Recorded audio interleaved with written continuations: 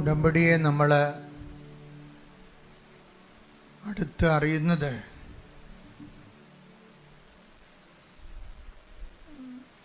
അതിൻ്റെ സാക്ഷ്യങ്ങളിലൂടെയാണ്.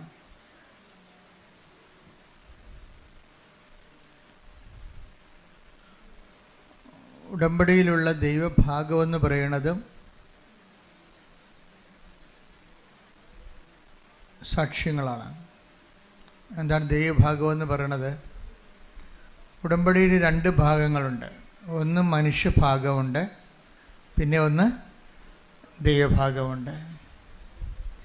മനുഷ്യഭാഗമെന്ന് പറയുന്നത് നമ്മൾ വെക്കുന്ന നിയോഗങ്ങളാണ്. ദൈവഭാഗമെന്ന് പറയുന്നത് ആ നിയോഗത്തിൻ്റെ മേൽ ദൈവം എടുക്കുന്ന നടപടികളാണ്. ആ ദൈവഭാഗമാകുന്നത് നമ്മളത് സുവിശേഷത്തിൻ്റെ പ്രചാരണത്തിന് വേണ്ടി നമ്മളത് പൊതുജന സമക്ഷം ഏറ്റുപറയണം. ഏറ്റുപറയുമ്പോഴുണ്ടാകുന്നത് ഒന്ന്, നമ്മളത് ഓൺ ചെയ്യുന്നു എന്നുള്ളതാണ്.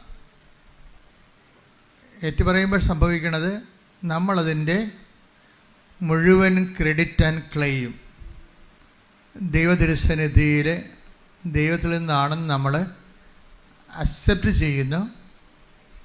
അങ്ങനെ നമ്മൾ അംഗീകരിക്കുന്നതിൻ്റെ ഭാഗമായി ദൈവത്തെ അംഗീകരിക്കുക. ദൈവവിശ്വാസിയുടെ മുമ്പിലുണ്ടാകുന്ന ഏറ്റവും വലിയ ആദ്യമായുള്ള ദൈവശുശ്രൂഷ എന്ന് പറയുന്നത് ദൈവത്തെ അംഗീകരിക്കുകയാണ്.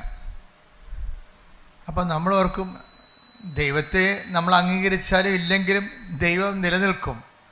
പക്ഷേ മറ്റുള്ളവരെ നിലനിൽക്കണമെങ്കിൽ നമ്മൾ അംഗീകരിക്കണം. നമുക്ക് കിട്ടിയ അനുഭവങ്ങൾ അതുകൊണ്ടാണ് ദൈവത്തെ അംഗീകരിക്കേണ്ടത്. പോരായ്മ ചില ആൾക്കാർക്ക് പോരായ്മയാകും. അത്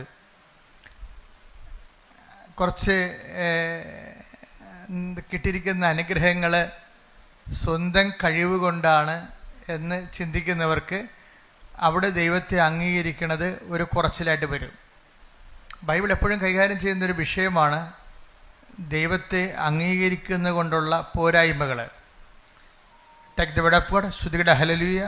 റോമ 1:28 ദൈവത്തെ അംഗീകരിക്കുന്നത് പറഞ്ഞേ ദൈവത്തെ അംഗീകരിക്കുന്നത് പോരായ്മയായി അവർ കരുതിയത് നിമിത്തം അധമ വികാരത്തിനും അനുചിത പ്രവൃത്തികൾക്കും ദൈവം അവരെ വിട്ടുകൊടുത്തു.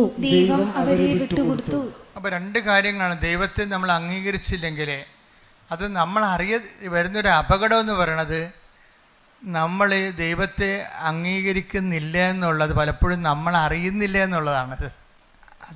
അതുകൊണ്ടാണ് വചനം പറയണത് അറിയാവുന്ന വിചാരിക്കുന്നവൻ അറിയേണ്ടത് അറിയുന്നില്ല എന്ന് പറയും. നമ്മൾ ദൈവത്തെ അംഗീകരിക്കുന്നില്ല എന്നുള്ള കാര്യം നമ്മൾ അറിയുന്നില്ല എന്നുള്ളതാണ് ഇതിൻ്റെ ഒരു ദുരന്തം.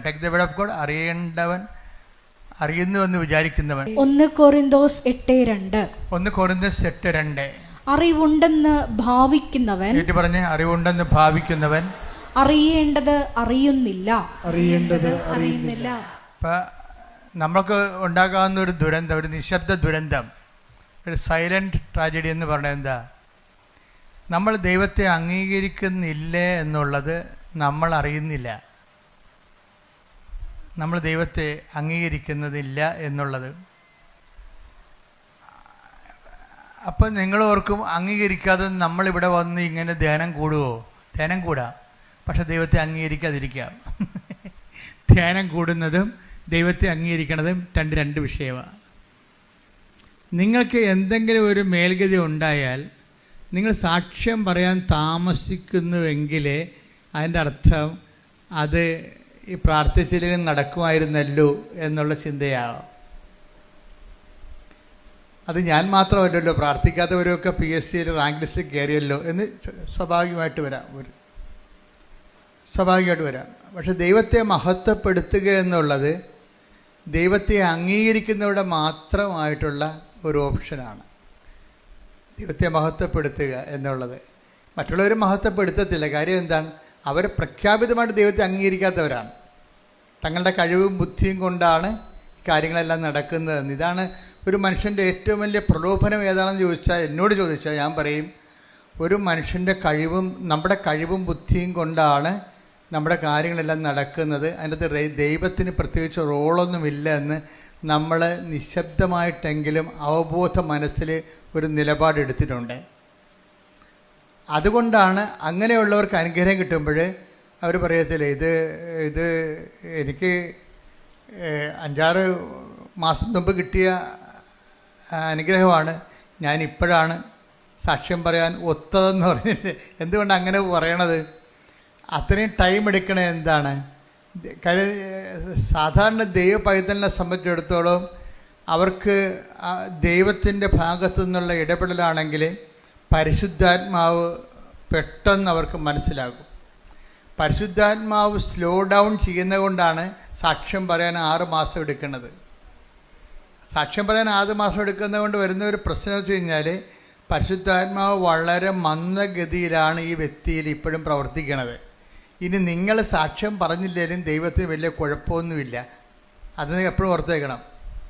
എന്താ കാര്യം വെച്ച് കഴിഞ്ഞാൽ, സാക്ഷ്യം പറയാൻ താമസിക്കുന്നവർ സാക്ഷ്യം പറഞ്ഞില്ലെങ്കിലും ദൈവത്തിന് വലിയ കുഴപ്പമൊന്നുമില്ല. അതിൻ്റെ കാരണം, സാക്ഷ്യം പറയാൻ താമസിക്കുന്നതിൻ്റെ കാരണം അത് നമ്മളുടെ ക്ലെയിമിലും ക്രെഡിറ്റിലുമാണോ സംഭവിച്ചത്, അത് ദൈവം ഇടപെട്ടതാണോ എന്ന് നമുക്ക് സംശയമാണ്. ഈ സംശയമാണ് നമ്മളെ ഇങ്ങനെ 6 മാസം തള്ളി തള്ളി തള്ളി നീക്കിയത്. ഇങ്ങനെ പരിശുദ്ധാത്മാവ് ഉണ്ടായിരുന്നെങ്കിൽ നമ്മളോട് പെട്ടെന്ന് നമുക്ക് ക്ലാരിഫിക്കേഷൻ. പരിശുദ്ധാത്മാവിൻ്റെ പ്രത്യേകത വെച്ച് കഴിഞ്ഞാൽ പെട്ടെന്ന് ക്ലാരിഫൈഡ് ആവും.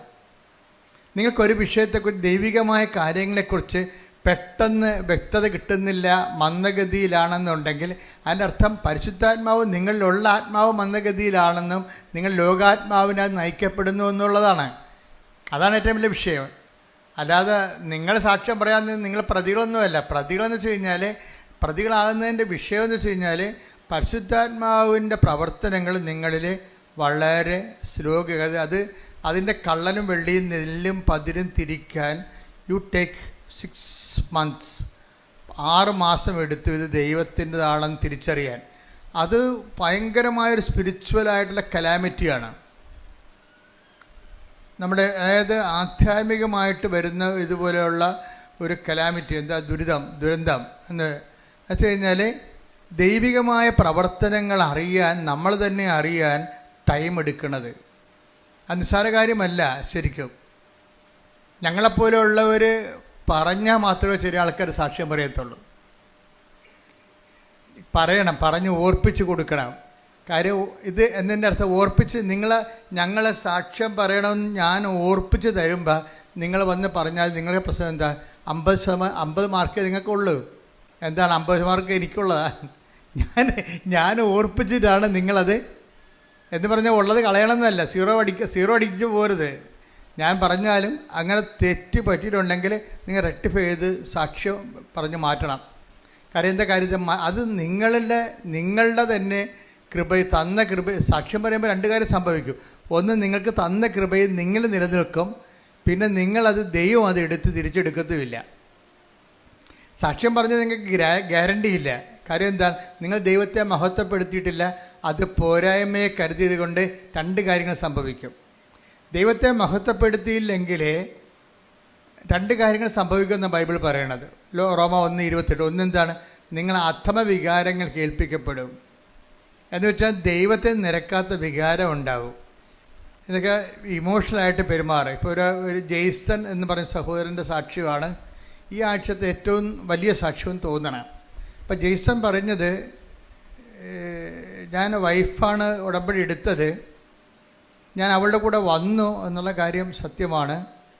എൻ്റെ വിഷയമാണ് അതിൻ്റെ അകത്ത് പറയണത്. വൈഫിൻ്റെ കാര്യം പറയുന്നുണ്ടെങ്കിലും വൈഫിനെ കൊണ്ടാണ് ഉടമ്പടി എടുപ്പിച്ചിരിക്കുന്നത്.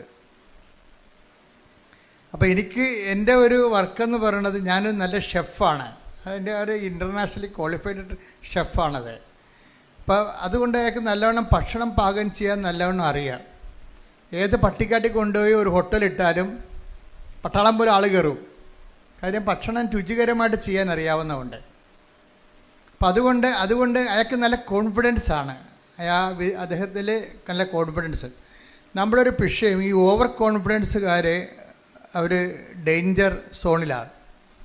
എപ്പോഴും ഒരു വിഷയത്തെക്കുറിച്ച് ഓവർ കോൺഫിഡൻസുകാരില്ലേ, അമിതമായ ആത്മവിശ്വാസമുള്ളവർ ഡേഞ്ചർ സോണിലാണ്. അവർ രണ്ട് തരത്തിലുള്ള ഡേഞ്ചർ സോണിലാണ്. ഒന്ന്, ഓവർ കോൺഫിഡൻസുകാർക്ക് പറ്റണത് അവർ എല്ലാ കാര്യവും അവരുടെ അക്കൗണ്ടിലേക്കാണ് വരവ് വെക്കണത്, ദൈവത്തിൻ്റെ അക്കൗണ്ടിലേക്ക് കൊടുക്കത്തില്ല. കാര്യം എന്താണ്? ഇപ്പം ദാനം ചെയ്യാത്തവരില്ലേ, ദാനം ചെയ്യാത്തവർ, ഇപ്പോൾ ഉടമ്പടി എടുത്തിട്ടും ദാനശീലം വരാത്തവരെന്താണ്? എന്തുകൊണ്ടാണ് ദാനം ചെയ്യാത്തവർ? ഉടമ്പടി എടുത്തു, പക്ഷേ എന്നാലും ദാനം ചെയ്യത്തില്ല. നിങ്ങൾ ഇവിടെ കുത്തിരിക്കുന്നത് കുറച്ച് പ്രൊഫഷണൽ ധർമ്മക്കാർക്ക് എന്തെങ്കിലും കൊടുക്കണ പോലെ അല്ല, അത് പിന്നെ അവർ പ്രൊഫഷനാണ്. അതല്ല ഇപ്പം ഈ ജെയ്സനൊക്കെ ചെയ്തിരിക്കണമെന്ന് വെച്ച് കഴിഞ്ഞാൽ, ജെയ്സൺ കർത്താവിൻ്റെ അഭിഷേകത്തിൽ വന്നു കഴിഞ്ഞപ്പോൾ ചെയ്തത് എന്താണ്? ആ നാട്ടിലുള്ള, എനിക്ക് തോന്നുന്നത് ഇവർ ഇവിടെയാണെന്ന് തോന്നണം, അതായത് ഇരിങ്ങാലിക്കൂടെ. അപ്പോൾ ആ നാട്ടിലുള്ള വണ്ടി ഇടിച്ച് കിടക്കുന്നവരുടെ എല്ലാം വീട്ടിൽ ചെല്ലും, ആരും പറഞ്ഞിട്ടില്ല. അപ്പോൾ അവർ വണ്ടി ഇടിച്ച് കിടക്കുന്നവർ, പണ്ട് സ്കൂട്ടർ ഇടിച്ച് കിടക്കുന്നവരും ബൈക്ക് ഇടിച്ച് കിടക്കുന്നവരും കൈ ഒടിഞ്ഞവരും പ്ലാസ്റ്റർ കിടക്കുന്നവരൊക്കെ വീട്ടിൽ ചെല്ലും. വീട്ടിൽ ചെന്നിട്ട് അവരുടെ വിശേഷം ആദ്യമായിട്ടും കാണുകയായിരിക്കും. ജെയ്സൺ എന്ന് പറഞ്ഞ ആൾ ഇവരെ ആദ്യമായിട്ടും കാണുകയാണ്. അപ്പോൾ അവർ തന്നെ ചോദിക്കും, എങ്ങനെയാണ് ചേട്ടനെ എന്നെ അറിയത്തില്ലല്ലോ, ഞാനിങ്ങനെ വണ്ടി അപകടത്തിൽ പെട്ടെന്ന് അറിയത്തില്ലല്ലോ. അപ്പോൾ അയാൾ പറയും, ഞാൻ ചോദിച്ചു വന്നു, ആൾക്കാരോട് ചോദിച്ചു.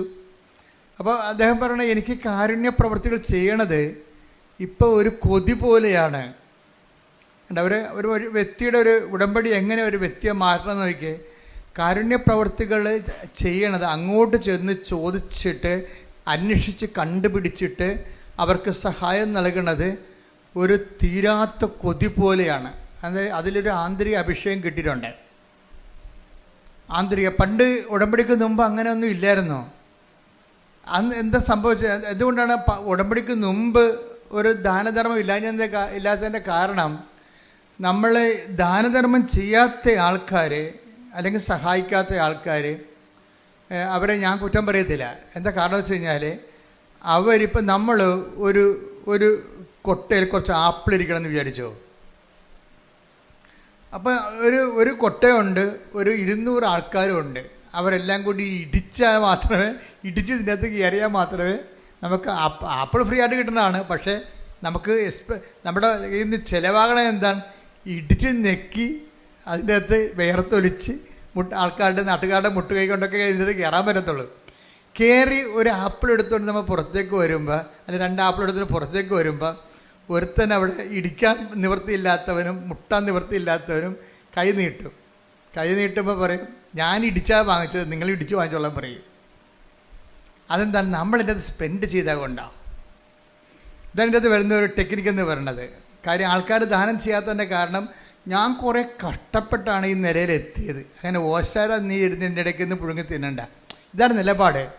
ഉടമ്പടിയിൽ വരുമ്പോൾ ഈ എല്ലാവരുടെയും മനസ്സിലിരിക്കുന്ന ഒരു രഹസ്യ നിലപാടെന്ന് പറയണത്, ദാനം ചെയ്യാത്തതിൻ്റെ കാരണം, ഞാൻ കുറേ കഷ്ടപ്പെട്ടാണ് പഠിച്ചാണ് ഇവിടം വരെ എത്തിയത്, നീയും അതുപോലെ. അപ്പോൾ ഒരു നീതിബോധം അതിൻ്റെ അകത്തുണ്ട്, ഒരു നീതിബോധമുണ്ട്. പക്ഷെ ഇത് ദൈവത്തിൻ്റെ നീതിയല്ല.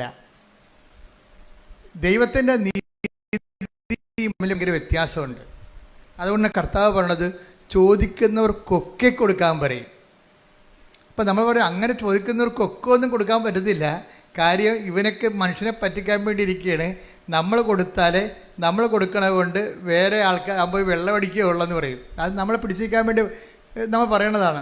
നമ്മൾ ധർമ്മക്കാർക്ക് ചില ആൾക്കാർ പൈസ കൊടുക്കത്തില്ല. എന്താ കൊടുക്കാതെ ചോദിക്കാൻ പറയാം, നമ്മൾ കൊണ്ട് അയാൾ വെള്ളം അടിക്കുമെന്നും.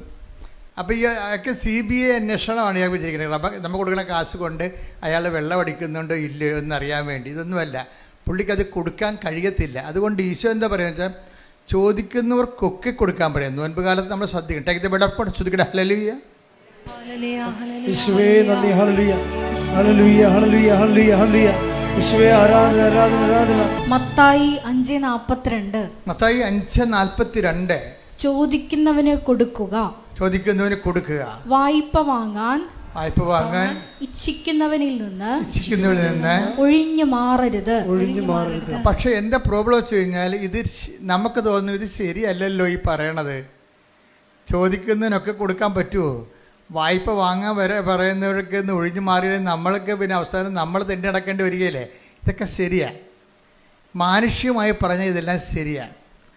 സുവിശേഷം മാനുഷ്യമായ നിലപാടിന് എതിരാണ്. എന്താ കാര്യം?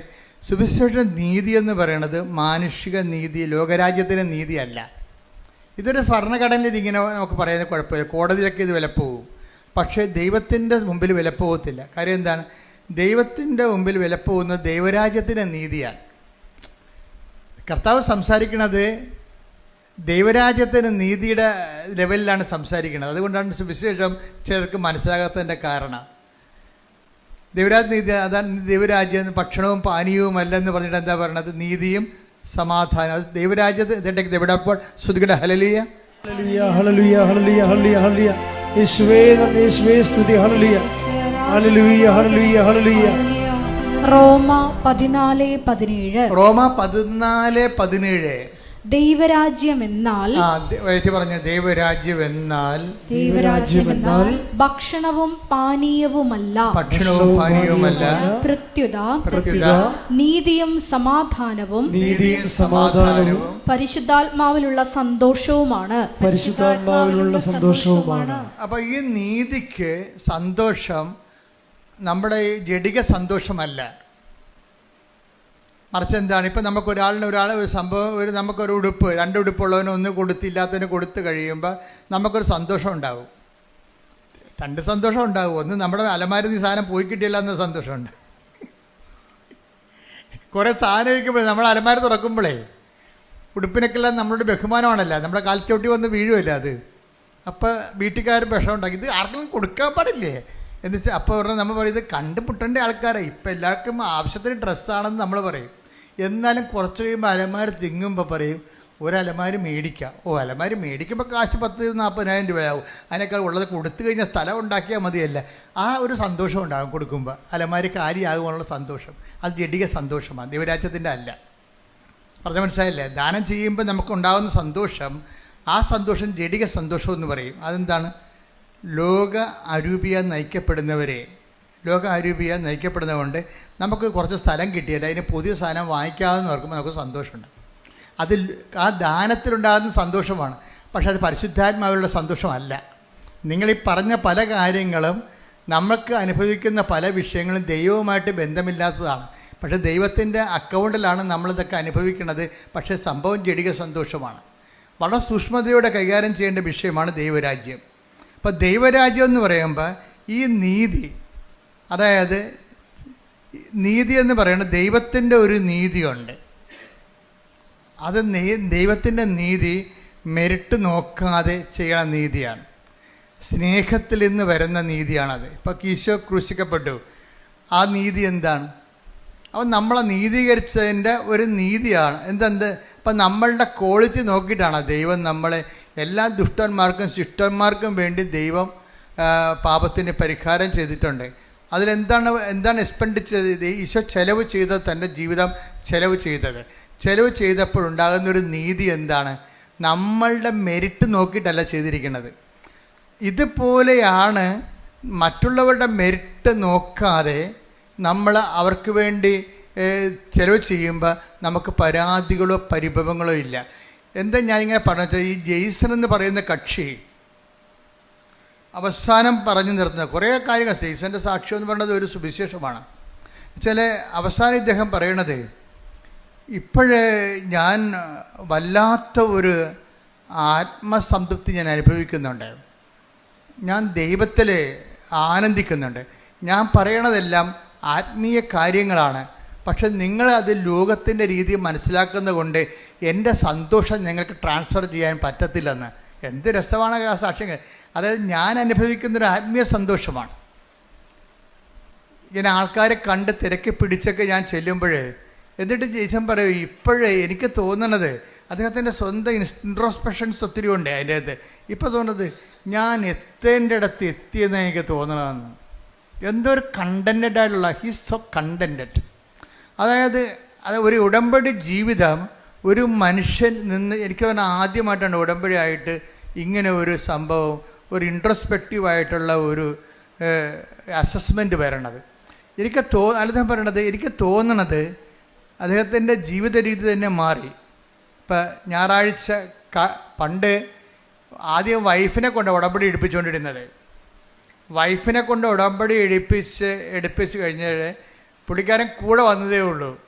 പക്ഷേ എന്നാ പറ്റിയെന്ന് വെച്ച് കഴിഞ്ഞാൽ വൈഫ് വളരെ കൃത്യമായിട്ട്, ഇവിടെ വിഷയമെന്ന് പറയുന്നത് 3 വിഷയങ്ങൾ ഉടമ്പടിയിലുള്ളത്. ഒന്ന്, അവർക്കൊരു സ്ഥാപനം തുടങ്ങണം. എന്ത്, ഇങ്ങനെ ഷെഫല്ലേ, അപ്പോൾ ഹോട്ടൽ പോലെ ഒരു സ്വന്തമായിട്ട് റെസ്റ്റോറൻറ്റ് തുടങ്ങണം, അതൊന്ന്. രണ്ടാമത്തെ, വൈഫ് നേഴ്സാണ്, അപ്പോൾ അവർക്ക് യൂറോപ്പിൽ എവിടെയെങ്കിലും ഒരു ജോലി കിട്ടണം. അതാണ് അവരുടെ രണ്ട് വിഷയങ്ങൾ. അതാണ് ഒരെണ്ണം ഞാൻ മറന്നുപോയി. 3 സബ്ജക്റ്റ് ഉണ്ട്, അതിൽ 2 ഇതാണ്. ഒന്ന്, വൈഫിൻ്റെ ഒരു ജോലി കിട്ടണം, പുള്ളിക്കൊരു സ്ഥാപനം തുടങ്ങണം. ഇതാണ് ഈ 2 വിഷയങ്ങൾ. അപ്പോൾ ഈ വിഷയത്തിൽ വൈഫിനെ കൊണ്ട് ഉടമ്പടി എടുപ്പിച്ചു. വൈഫാണെങ്കിൽ അത് വളരെ സുന്ദരമായ രീതിയിൽ കർക്കശമായിട്ടും കൃത്യമായിട്ടും ക്ലിപ്തമായിട്ടും ഈ വിഷയം ഉടമ്പടി അനുഷ്ഠിച്ച് ജീവിക്കുകയാണ്. കൂടെ വന്നതിൻ്റെ പേരിൽ എനിക്ക് വൈഫ് ചെയ്യുന്നുണ്ടല്ലോ എന്ന് വിചാരിച്ചുകൊണ്ട് പുള്ളിക്കാരൻ ഇങ്ങനെ എലൂഫായിട്ട് നിൽക്കുകയാണ്. അതിനോട് ഡയറക്റ്റ് ഇൻവോൾവ് അല്ല ആൾ, ഡയറക്റ്റ് അതിൻ്റെ അകത്ത് ഇൻവോൾവ് അല്ല. പക്ഷേ അദ്ദേഹം എനിക്കുണ്ട് കുറ്റാലത്ത് എവിടെയോ ആ ഒരു ടൂറിസ്റ്റ് സ്പോട്ടാണ്. അതുകൊണ്ട് ഭയങ്കര ചിലവായ ഒരു ഞായറാഴ്ച അല്ല ടൂറിസ്റ്റിനകത്തിന് ആൾ വരണത്. അതുകൊണ്ട് പുള്ളിക്കാരൻ കട അടക്കത്തില്ല. തന്നെയല്ല, 5 പള്ളികൾ ഈ സ്ഥലത്തുണ്ട്, പല സ്ഥലത്തായിട്ട് 5 സമയത്ത് കുർബാന ഉണ്ട്. അപ്പോൾ പുള്ളിക്കാരൻ കുർബാനയ്ക്ക് പോകും. എന്ന് വെച്ച് കഴിഞ്ഞാൽ അച്ഛൻ പുള്ളി പറയണത്, ഞാൻ അച്ഛൻ പള്ളി കുർബാനയ്ക്ക് കയറണം ഞാൻ ഇന്നുവരെ കണ്ടിട്ടില്ല, ഇറങ്ങണതും കണ്ടിട്ടില്ലെന്നും. എന്ന് വെച്ച് കഴിഞ്ഞാൽ എനിക്ക് പറഞ്ഞത് ഈ വായനയാകുമ്പോൾ പുള്ളിക്കാരൻ കയറി വരും. അച്ഛൻ കുർബാന സ്വീകരണത്തെ സമയമാകുമ്പോൾ പുള്ളി ഇറങ്ങിപ്പോവും, പ്രസംഗം കഴിയുമ്പോൾ പോവും. അപ്പോൾ വെച്ചാൽ ദൈവത്തിന് എന്തോ ഞാനിവിടെ ഉണ്ട്, ഈ പരിസരത്ത് തന്നെ ഞാനുണ്ട് എന്ന് ദൈവത്തിന് ഒരു അറ്റൻഡൻസ് കൊടുക്കാൻ വേണ്ടി വന്നതാണ്. അങ്ങനെ ഒരു ദാരിദ്ര്യം പിടിച്ചൊരു ആധ്യാത്മിക ജീവിതമാണ്. അറ്റൻഡൻസ് കൊടുക്കാൻ വേണ്ടി വന്നതാണ്. ഞാൻ വിട്ടൊന്നും പോയിട്ടില്ല, ഞാനീ നാട്ടിൽ തന്നെ ഉണ്ട്. ദൈവത്തിനോട് പറയണതാണ്, ഞാൻ വിട്ടൊന്നും പോയിട്ടില്ല, ഞാനീ നാട്ടിൽ തന്നെ ഉണ്ട് എന്ന്. അതിൽ പകുതിയാകുമ്പോൾ കയറി വന്നിട്ട് കാൽഭാഗമാകുമ്പോൾ കയറി വരും, മുക്കാലാകുമ്പോൾ ആൾ തിരിച്ചു പോകും. അപ്പം അങ്ങനെ ഒരു ലൈഫാണ്. അപ്പം അങ്ങനെ ഒരു ലൈഫായപ്പോൾ എന്നാ പറ്റുക വെച്ച് കഴിഞ്ഞാൽ പെട്ടെന്ന് ഇവരുടെ ഉടമ്പടിക്ക് ആശ്രയം കാണാതെ പോയി. അത് പക്ഷേ വല്ലാത്ത ഒരു കാണാതെ പോക്കലായിപ്പോയി. കാര്യം ഉടമ്പടിക്ക് ആശ്രയം പണ്ട് ജെയ്സൻ്റെ വൈഫിനാണ് ഉടമ്പടി എടുത്തിരിക്കണത്. അവരൊരു പൊന്നുപോലെ ഇങ്ങനെ താലി പോലെ ഇങ്ങനെ നെഞ്ചിലിട്ടുകൊണ്ട് നടന്ന സംഭവമാണ്. പക്ഷെ അത് കാണാതെ പോയി. അവർ എറണാകുളത്ത് ഒരു സ്ഥലത്ത് പോയിട്ട് വന്നപ്പോൾ വീട്ടിൽ വന്ന് പിന്നെ ഒരു കടയിൽ പോയി കാപ്പി കുടിച്ചിട്ട് വീട്ടിൽ വന്നപ്പോൾ ഇത് കാണാനില്ല. വൈകുന്നേരം വൈഫാണെങ്കിൽ ഭ്രാന്ത് പിടിച്ച പോലെ. കാര്യം ഉടമ്പടിക്ക് ആശ്രയം എന്ന് പറഞ്ഞാൽ നിങ്ങൾക്ക് അറിയാമല്ലോ, അതാണ് അതിൻ്റെ ഉടമ്പടിയുടെ ആധാരമാണത്. പ്രമാണം പോയാൽ തീർച്ചയായിട്ടും ഉടമ്പടി ഞങ്ങളെ സംബന്ധിച്ച് നേരത്തെ നിങ്ങൾ പറഞ്ഞിട്ടുണ്ട്, it is equal to missing the covenant. പിന്നെ നിങ്ങൾ എന്ത് തലകുത്തി മറിഞ്ഞെന്ന് പറഞ്ഞാലും കൃപാസനം അംഗീകരിക്കത്തില്ല. എന്താ കാര്യം? ഉടമ്പടി പോയെന്ന് പറയും. കാര്യം ഉടമ്പടി ഏറ്റവും പ്രധാനപ്പെട്ട സംഭവം ഉടമ്പടിക്ക് ആശ്രയമാണ്. അപ്പോൾ എൻ്റെ മനസ്സിൽ ഈ പരിശുദ്ധ അമ്മ ആദ്യമേ തന്നത്, ഈ ഉടമ്പടിക്ക് ആശ്രയം മിസ്സായി കഴിഞ്ഞാൽ പിന്നെ ഉണ്ടാകുന്നൊരു വിഷയമെന്ന് പറയണത് ആ ഉടമ്പടി തന്നെ. കാര്യം ഉടമ്പടിക്ക് ആശ്രയം സൂക്ഷിക്കാൻ പറ്റാത്ത ആളിന് ഉടമ്പടി പാലിക്കാൻ പറ്റത്തില്ലെന്നുള്ളതാണ് ഞങ്ങൾക്ക് കിട്ടിയിരിക്കുന്ന റീഡിങ്. എപ്പോഴും ഓർത്തേക്കണം, ഉടമ്പടിക്ക് ആശ്രയം നിങ്ങളിൽ നിന്ന് മിസ്സായാൽ അതിൻ്റെ അർത്ഥം, എനിക്ക് അമ്മ എന്നോട് പറഞ്ഞിരിക്കുന്നത് അവളുടെ ഉടമ്പടിയിലല്ല എന്നാണ് പറഞ്ഞിരിക്കുന്നത്. ഉടമ്പടിയിലാണെങ്കിൽ ഒരിക്കലും മിസ്സാകത്തില്ല. ഞങ്ങൾ അതുകൊണ്ടാണ് ഒരിക്കലും ഉടമ്പടി പണ്ട് ഞങ്ങൾ ഡ്യൂപ്ലിക്കേറ്റ് കൊടുക്കുമായിരുന്നു, ഇപ്പോൾ ഡ്യൂപ്ലിക്കേറ്റ് കൊടുക്കണില്ല. നിങ്ങൾക്ക് ഇഷ്ടമുണ്ടെങ്കിൽ പൊതി എടുക്കുക, അല്ലെങ്കിൽ ചാപ്റ്റർ ക്ലോസ് ചെയ്യാൻ പറയും, വണ്ടി വിട്ട് പോയിക്കൊള്ളാൻ പറയും.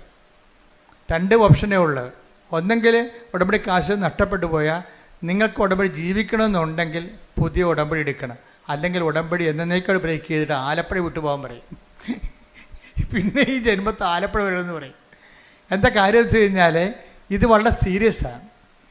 കാര്യം ഉടമ്പടി ജീവൻ പണയം വെച്ച് ഉടമ്പടി ചെയ്യുന്ന ആൾക്കാരുണ്ട്. അത് ആത്മാർത്ഥമുണ്ടെങ്കിൽ ഉടമ്പടി ചെയ്യണമെങ്കിൽ ഉടമ്പടി കാശ് ഒരിക്കലും മിസ്സാകത്തില്ല. മിസ്സായാൽ മാതാവ് കാണിച്ചു തരും. അതാണ് രസം. ഭർത്താവ് നഷ്ടപ്പെട്ടെന്ന് പറഞ്ഞാലും കാണാനില്ലെന്ന് പറഞ്ഞാലും അച്ഛൻ ആ കേസ് പിടിക്കും. എന്താ കാര്യത്തിൽ എൻ്റെ മനസ്സിൽ പറഞ്ഞ അമ്മയ്ക്കറിയാമല്ലോ, അമ്മയല്ലേ ഏറ്റവും വലിയ സാറ്റലൈറ്റ് ക്യാമറ.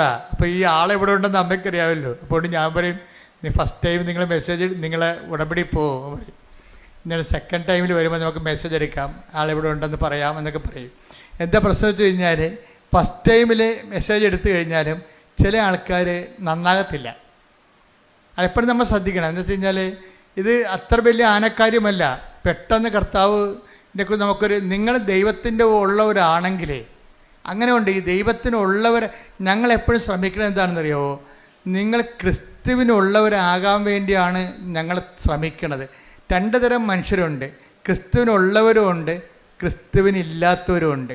ഈ ഉള്ളവരോടാണ് പെട്ടെന്ന് ഈ ഉടമ്പടിയുടെ ഗുണം. Attack the word of God. നിങ്ങൾ ക്രിസ്തുവിനുള്ളവരാണെങ്കിൽ സ്തുതിക്കട്ടെ. ഹല്ലേലൂയ ഹല്ലേലൂയ ഹല്ലേലൂയ ഹല്ലേലൂയ. യേശുവേ നന്ദി, യേശുവേ സ്തുതി. ഹല്ലേലൂയ ഹല്ലേലൂയ ഹല്ലേലൂയ ഹല്ലേലൂയ ഹല്ലേലൂയ.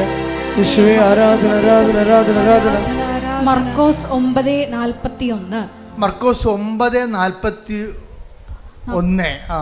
നിങ്ങൾ ക്രിസ്തുവിനുള്ളവരാകയാൽ കേട്ടെ, നിങ്ങൾ ക്രിസ്തുവിനുള്ളവരാകയാൽ അവന്റെ നാമത്തിൽ ആരെങ്കിലും നിങ്ങൾക്ക് ഒരു പാത്രം വെള്ളം കുടിക്കാൻ തന്നാൽ അവന് പ്രതിഫലം ലഭിക്കാതിരിക്കുകയില്ല എന്ന് ഞാൻ നിങ്ങളോട് പറയുന്നു.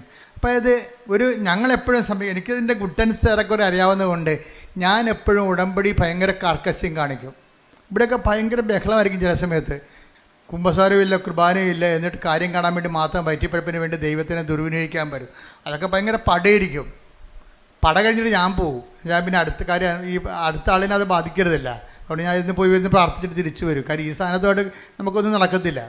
കാര്യം അവർ ദൈവത്തെ ദുർവിനിയോഗിക്കാൻ വേണ്ടി ഭൗതികമായ ആനുകൂല്യങ്ങൾക്ക് വേണ്ടി മാത്രം തന്നെയാണ്. അവർക്ക് ദൈവത്തെ വേണ്ട, ദൈവത്തിൻ്റെ ആനുകൂല്യങ്ങൾ മാത്രം മതി. അപ്പം അങ്ങനെ ഒരു വർഗമുണ്ട്. ദൈവത്തെ അവർക്ക് വേണ്ട, പിന്നെ എന്ത് വേണം? ദൈവത്തിൻ്റെ ആനുകൂല്യം വേണം. അതാണ് വിഷയം. അവന് ഒരിക്കൽ ക്രിസ്തീയ വിശ്വാസം ഉപേക്ഷിച്ചവരൊന്നും ഞാൻ മോണിറ്റർ ചെയ്യത്തില്ല. കാര്യം ക്രിസ്തീയ വിശ്വാസം കർത്താവ് വിശുദ്ധമായ രക്തത്താൽ അവൻ്റെ രക്തം കൊടുത്ത് വീണ്ടെടുത്തിട്ട് ദൈവം സൗജന്യ ദാനമായിട്ട് നൽകിയതാണത്. ആരെങ്കിലും കണ്ണി കാണുന്നതിനെ കണ്ടപ്പോൾ തന്നെ ഈ വിശ്വാസം നഷ്ടപ്പെടുത്തിക്കൊണ്ട് അവൻ്റെ പുറകെ പോയിട്ട് നാളെ ഇവിടെ വന്ന് സാക്ഷ്യം പറയാൻ പറഞ്ഞാൽ ഐ വിൽ നോട്ട് അലവ്. എന്താ അലവ്? അക്രൈസ്തവർ വരുമ്പോൾ ഞാൻ അക്സെപ്റ്റ് ചെയ്യും. പക്ഷേ വിശ്വാസം കിട്ടിയവൻ ഒരിക്കൽ ആ വിശ്വാസം ഏതെങ്കിലും മാംസളമായ കാര്യം കുറച്ചുകൂടി കൊള്ളാവുന്നൊരു മാംസത്തെ കണ്ടപ്പോൾ, കുറച്ച് കൊള്ളാവുന്ന ജോലിയുള്ളവനെ കണ്ടപ്പോൾ ക്രിസ്തീയ വിശ്വാസം നഷ്ടപ്പെടുത്തിയിട്ടുള്ള ആൾക്കാരുണ്ട്. അവരെ സംബന്ധിച്ചിടത്തോളം ആൾക്കാർക്കാരെ സമ്മതിക്കത്തില്ല. എന്താ കാര്യം? അവർക്ക് അനുതാപം ഉണ്ടാകണം. വേറെ ഒരു വഴി അവിടെ മുമ്പിലില്ല. അവർക്ക് ഈ വിഷയത്തെക്കുറിച്ച് തങ്ങൾ ആത്മാവിനും അതായത് അവിടെ രക്തത്തിൽ പെടുന്ന കുഞ്ഞുങ്ങളെ വിശ്വാസം വളർത്താൻ അവർക്ക് കഴിഞ്ഞിട്ടില്ല. അതിനുള്ള സാഹചര്യം ഒരുക്കാരൊക്കെ പറ്റിയിട്ടില്ല. അതുകൊണ്ട് തന്നെ അവർക്ക് ആധ്യാത്മികമായ ബാധ്യതയുണ്ട്. എന്ന് വെച്ചാൽ അവർ രക്ഷപ്പെടത്തില്ലെന്ന് ഞാൻ പറയത്തില്ല. പക്ഷെ അവർക്ക് എന്ത് ചെയ്യണം? അവർക്ക് ഈ വിഷയത്തെക്കുറിച്ച് അനുതാപം ഉണ്ടാകണം. കാര്യം ഞാൻ ഒരിക്കൽ പ്രകാശം ലഭിച്ച ആളാണ് ഞാൻ. ആ പ്രകാശത്തെ ഞാൻ നഷ്ടപ്പെടുത്തി. എന്താണ്? ഒരു ലൈൻ അടിച്ച് ലവ് അടിച്ച് അവരെ കണ്ടപ്പോൾ കർത്താവിനെ അവൻ മറന്നു. അപ്പോൾ നിങ്ങൾ പറയും, ഞാൻ കർത്താവിനൊന്നും മറന്നിട്ടില്ല, ഞാനിപ്പോഴും പ്രാർത്ഥിക്കുന്നുണ്ട്. നിങ്ങളറിയാമല്ലോ, നിങ്ങളുടെ രക്തത്തിൽ പെടുന്ന കുഞ്ഞിനെ, വിവാഹത്തിലുണ്ടാകുന്ന കുഞ്ഞുങ്ങളെ പുണ്യപൂർണ്ണം വളർത്താൻ വേണ്ടിയാണ് വിവാഹം സഭയിൽ സ്ഥാപിച്ചിരിക്കുന്നത്. നിങ്ങളുടെ കുഞ്ഞുങ്ങളെ വിശ്വാസത്തെ വളർത്താൻ പറ്റാത്തൊരു സാഹചര്യമാണ് മുന്നിൽ കണ്ടതെന്നുണ്ടെങ്കിൽ നിങ്ങൾക്കൊരു തീരുമാനം എടുക്കണം. ഒന്നുകിൽ നിത്യത അല്ലെങ്കിൽ അനുദിന ജീവിതം. നിങ്ങൾ അനുദിന ജീവിതത്തിന് നിത്യതയ്ക്കുള്ള പ്രാധാന്യം കൊടുത്തിട്ടുണ്ടെങ്കിൽ പിന്നെ യേശുക്രിസ്തു മുമ്പിൽ വരാൻ നിങ്ങൾക്ക് എന്താണ് കാരുണ്യം? പിന്നെ വയറ്റിപ്പഴപ്പിനോ? അത് നിങ്ങൾ വാങ്ങിച്ചുകൊണ്ട് പോയിക്കോളൂ. അതുകൊണ്ട് ഐ വിൽ നോട്ട് അലവ്. അത് എപ്പോഴും ശ്രദ്ധിക്കണം. നിങ്ങൾക്ക് ജീവിതകാലം മുഴുവൻ ഈ വിഷയത്തെക്കുറിച്ച് കർത്താവ് നൽകിയ ചൈതന്യം, കർത്താവ് നൽകിയിട്ടുള്ള വിശ്വാസം പാരമ്പര്യമായിട്ട് കിട്ടിയാലും ദൈവത്തിൻ്റെ അനന്തമായ കാരുണ്യം കൊണ്ടല്ല കിട്ടിയത്. അപ്പോൾ കുറച്ചുകൂടി അതിനോട് നമ്മൾ കഷ്ടപ്പെട്ടിട്ടല്ല, നമുക്ക് സൗജന്യമായിട്ട് ദൈവം ദാനം തന്നിട്ടുണ്ടെങ്കിൽ, ക്രൈസ്തവ മാതാപിതാക്കന്മാരെന്ന നിലയിൽ അവരിൽ നിന്ന് നമ്മൾ ജനിച്ചത് കൊണ്ടാണ് നമുക്ക് വിശ്വാസം കിട്ടിയിട്ടുണ്ടെങ്കിൽ ആ വിശ്വാസത്തിന് നമ്മൾ കഷ്ടപ്പെട്ട് നേടിച്ച വിശ്വാസത്തെക്കാൾ വിലയുള്ളതാണ്. എന്താ കാരണം? ദൈവം അത് നമുക്ക് സൗജന്യ ദാനമായി തന്നിട്ടുണ്ടെങ്കിൽ ആ സൗജന്യ ദാനത്തിന് ദൈവത്തിൻ്റെ 100% ദൈവത്തിൻ്റെ കൃപയാണ്. എൻ്റെ വിശ്വാസം ഒന്ന് മനസ്സിലാക്കിയാൽ ആ വിശ്വാസത്തിന് മാനിച്ചുകൊണ്ട് ജീവിക്കാൻ ഞാൻ ബാധ്യതയുള്ള ബാധ്യതയുള്ളവരാണ്.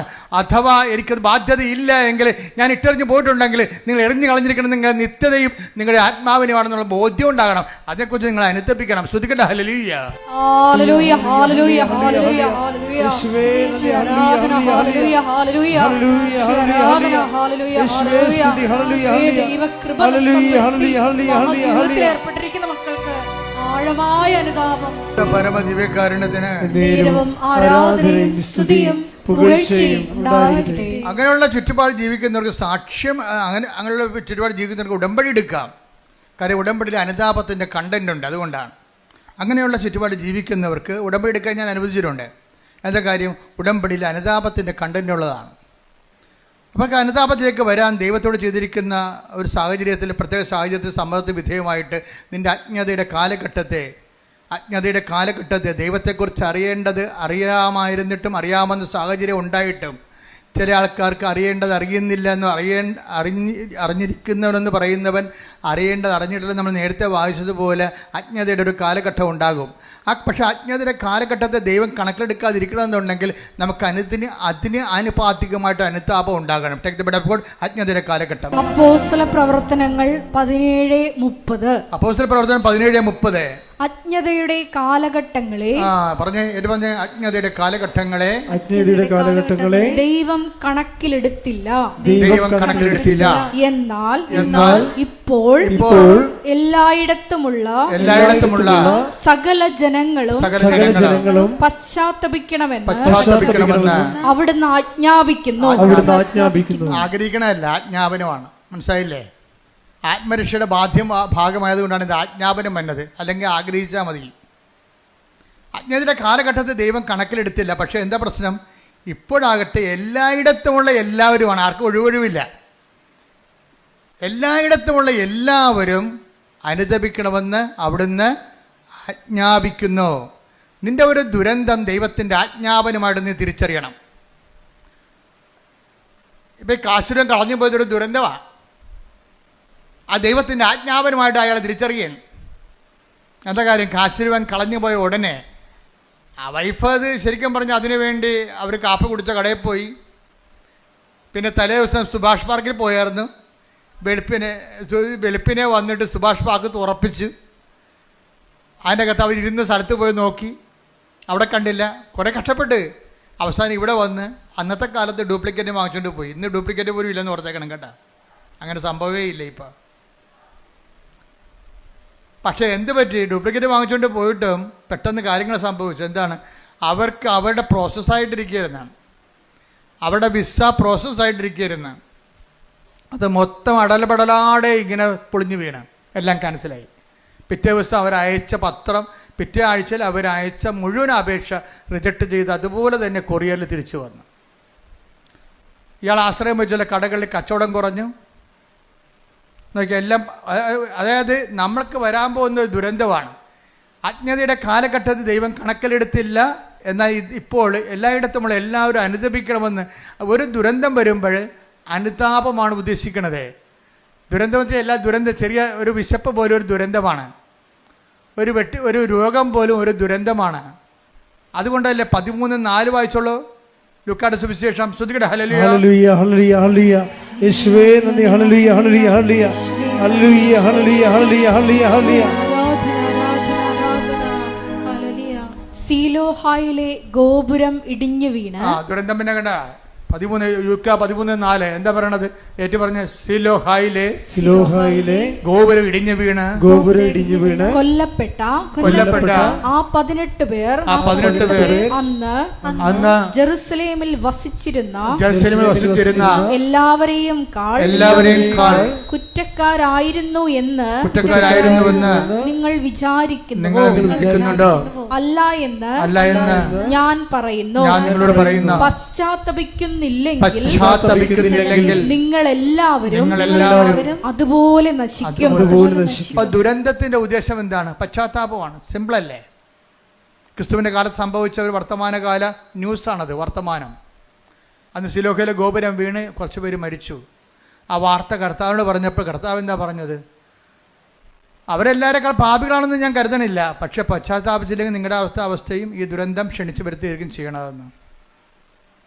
ആ സത്യമായ ദൈവത്തിൻ്റെ തിരുസന്നിധി വരുമ്പോൾ ദൈവം നമ്മളെ വഴി നടത്താൻ വേണ്ടി നമുക്ക് നമ്മുടെ ജീവിതത്തിൽ നമ്മളെ വിവേചിച്ച് എന്തെങ്കിലും ഇപ്പം നിങ്ങൾ എന്തെങ്കിലും ഒരു ദുരന്തം എന്ന് പറയുമ്പോൾ മുഴുവനും മരണമാണെന്ന് ചിന്തിക്കേണ്ട കാര്യമില്ല. നമ്മുടെ വിശ്വാസം റിജക്റ്റ് ചെയ്യുന്നത് ഒരു ദുരന്തമാണ്. പരീക്ഷയ്ക്ക് ഒരു വിഷയം കാണാതിരിക്കണതും ഒരു മൊഡ്യൂൾ കിട്ടാതിരിക്കണത് ഒരു ദുരന്തമാണ്. കാര്യം വീണ്ടും നമ്മൾ റിപ്പീറ്റ് ചെയ്യണ്ടേ, വീണ്ടും കാശ് മുടക്കണ്ടേ. അപ്പോൾ എല്ലാ വിഷയങ്ങളെയും ബൈബിൾ കാണിക്കുന്ന ട്രാജഡീസിനെ എല്ലാത്തിനെയും ഇതുപോലെയുള്ള പരാജയങ്ങളെല്ലാത്തിനെയും ഇതുപോലെ ദൈവം പശ്ചാത്താപത്തിലേക്കാണ് ക്ഷണിക്കണത്. ഇപ്പം എന്താ, ഇവിടെ കാശിനെ കളഞ്ഞു പോയി, അതൊരു ദുരന്തമാണ് ശരിക്കും പറഞ്ഞാൽ.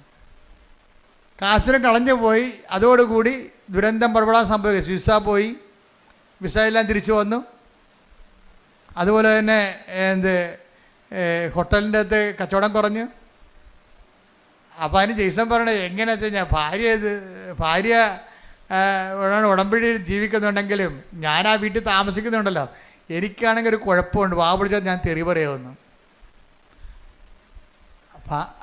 അധികം ഓർക്കൊന്നും, അതായത് ഭാര്യ ഉടമ്പടി എടുത്തിട്ടും ഭർത്താവ് തെറി പറയണത്, കാര്യം പുള്ളിക്കാരൻ ആൾക്കാരെ കൊണ്ട് അനുവദിപ്പിക്കണമെന്നുണ്ടെങ്കിലേ, ഇപ്പം ഈ നമ്മുടെ ഭായിമാരല്ലേ ഇപ്പം നമ്മുടെ ഹോട്ടലിലൊക്കെ ഉള്ളത്, അപ്പം നമുക്ക് ഹിന്ദി അറിയാൻ പറ്റില്ല, പിന്നെ തെറിയല്ലേ പറയാൻ പറ്റത്തുള്ളൂ. ഇതാണ് ഇവിടുത്തെ അവസ്ഥ. ഹിന്ദി അറിയാൻ പറ്റാത്തത് കൊണ്ട് അവനെ പറഞ്ഞ് താമസിക്കാൻ വേണ്ടി തെറി പറയും. അപ്പം ഇങ്ങനെയൊക്കെ ഇതൊന്നും സുവിശേഷമായിട്ട് ജീവിക്കാൻ പറ്റത്തില്ല.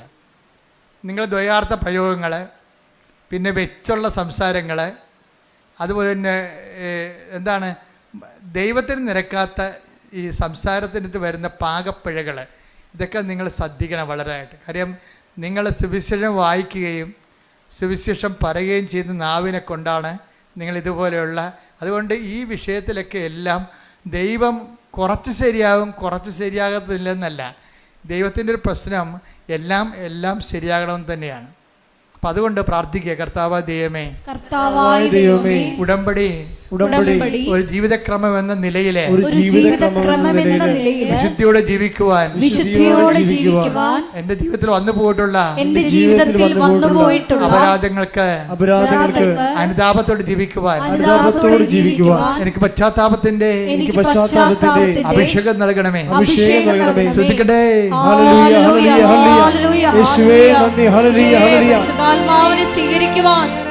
ആഴമായ അനുതാപം നൽകണമേ.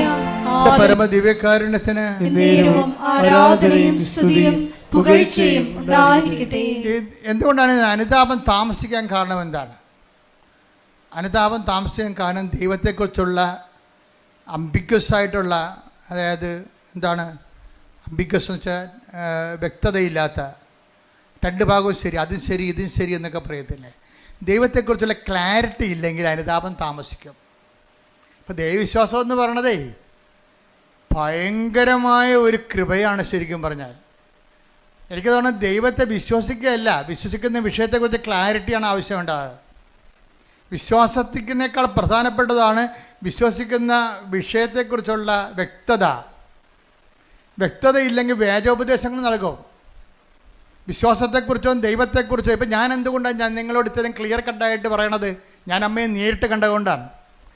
അമ്മയെ നേരിട്ട് കണ്ടിട്ടുള്ള അതിന് ശേഷമുള്ള എൻ്റെ നിലപാടുകളും അമ്മയെ കാണുന്നുമുള്ള നിലപാടുകൾക്കും വ്യത്യാസമുണ്ട്.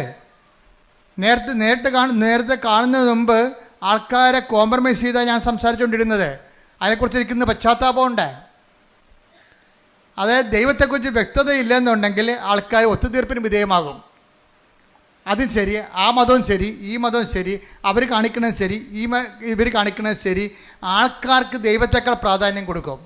മാധ്യമങ്ങളിലൂടെയൊക്കെ എന്തുമാത്രം പ്ലീസിങ് ആയിട്ടുള്ള കാര്യങ്ങളാണ് മാധ്യമം പ്രാധാന്യം കൊടുക്കുന്നത്. അതിനുവേണ്ടി ഞാൻ ദൈവത്തെ പോലും വിറ്റിട്ട് ജനങ്ങളുടെ കൂടെ കൂടും. ഇത് ദൈവത്തെക്കുറിച്ച് വ്യക്തതയില്ലാത്തതിൻ്റെ ലക്ഷണമാണിത്. അത് സഭയുടെ ഉന്നത ശ്രേണിയിൽ ഇരിക്കുന്നവർക്ക് പോലും ഈ അസുഖം വരാൻ സാധ്യതയുണ്ട്. എന്താ കാര്യം? എപ്പോഴും മീഡിയാസിനെ ഇങ്ങനെ കണ്ടുകൊണ്ടിരിക്കുമ്പോൾ ആൾക്കാർക്ക് അപ്പീലിംഗ് ആയിട്ടുള്ള കാര്യങ്ങൾ പറയാൻ വേണ്ടി ബാധ്യസ്ഥമായി വരുമ്പോൾ ദൈവത്തെ നമ്മൾ തള്ളി മാറ്റിയിട്ട് ജനങ്ങളുടെ കൂടെ കൂടും. ഇതെല്ലാം പറ്റും. വിശ്വാസത്തിൽ ഡൈലൂഷൻ ആകുകയും ചെയ്യും, വ്യക്തത കുറഞ്ഞു പോവുകയും ചെയ്യും, അനുതാപം താമസിക്കുകയും ചെയ്യും. പ്രാർത്ഥിക്കുക. കർത്താവായ ദൈവമേ, വിശ്വാസത്തിൽ വ്യക്തത വരികയും അനുതാപത്തിലെ കൃത്യത ഉണ്ടാകുവാൻ എന്നെ സഹായിക്കണമേ, എന്നെ അനുഗ്രഹിക്കണമേ. ശ്രുതിക്കട്ടെ.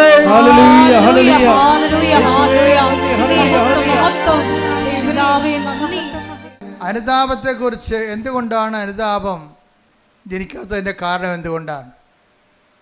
അതിൻ്റെ ഒരു കാരണം ദൈവത്തെക്കുറിച്ച് വ്യക്തതയില്ലാത്തത് കൊണ്ടും വിശ്വസിക്കുന്ന കാര്യത്തെക്കുറിച്ച് കൃത്യതയില്ലാത്തത് കൊണ്ടാണ്. രണ്ടാമത്തേത് എന്തുകൊണ്ടാണ്? ദൈവത്തെ മാറ്റി നിർത്തിക്കൊണ്ടൊരു സ്നേഹം. ഇപ്പം നമ്മൾ സ്നേഹത്തിൻ്റെ ഒരു കുഴപ്പമുണ്ട്, സ്നേഹത്തിന് ഒരു കുഴപ്പമുണ്ട്.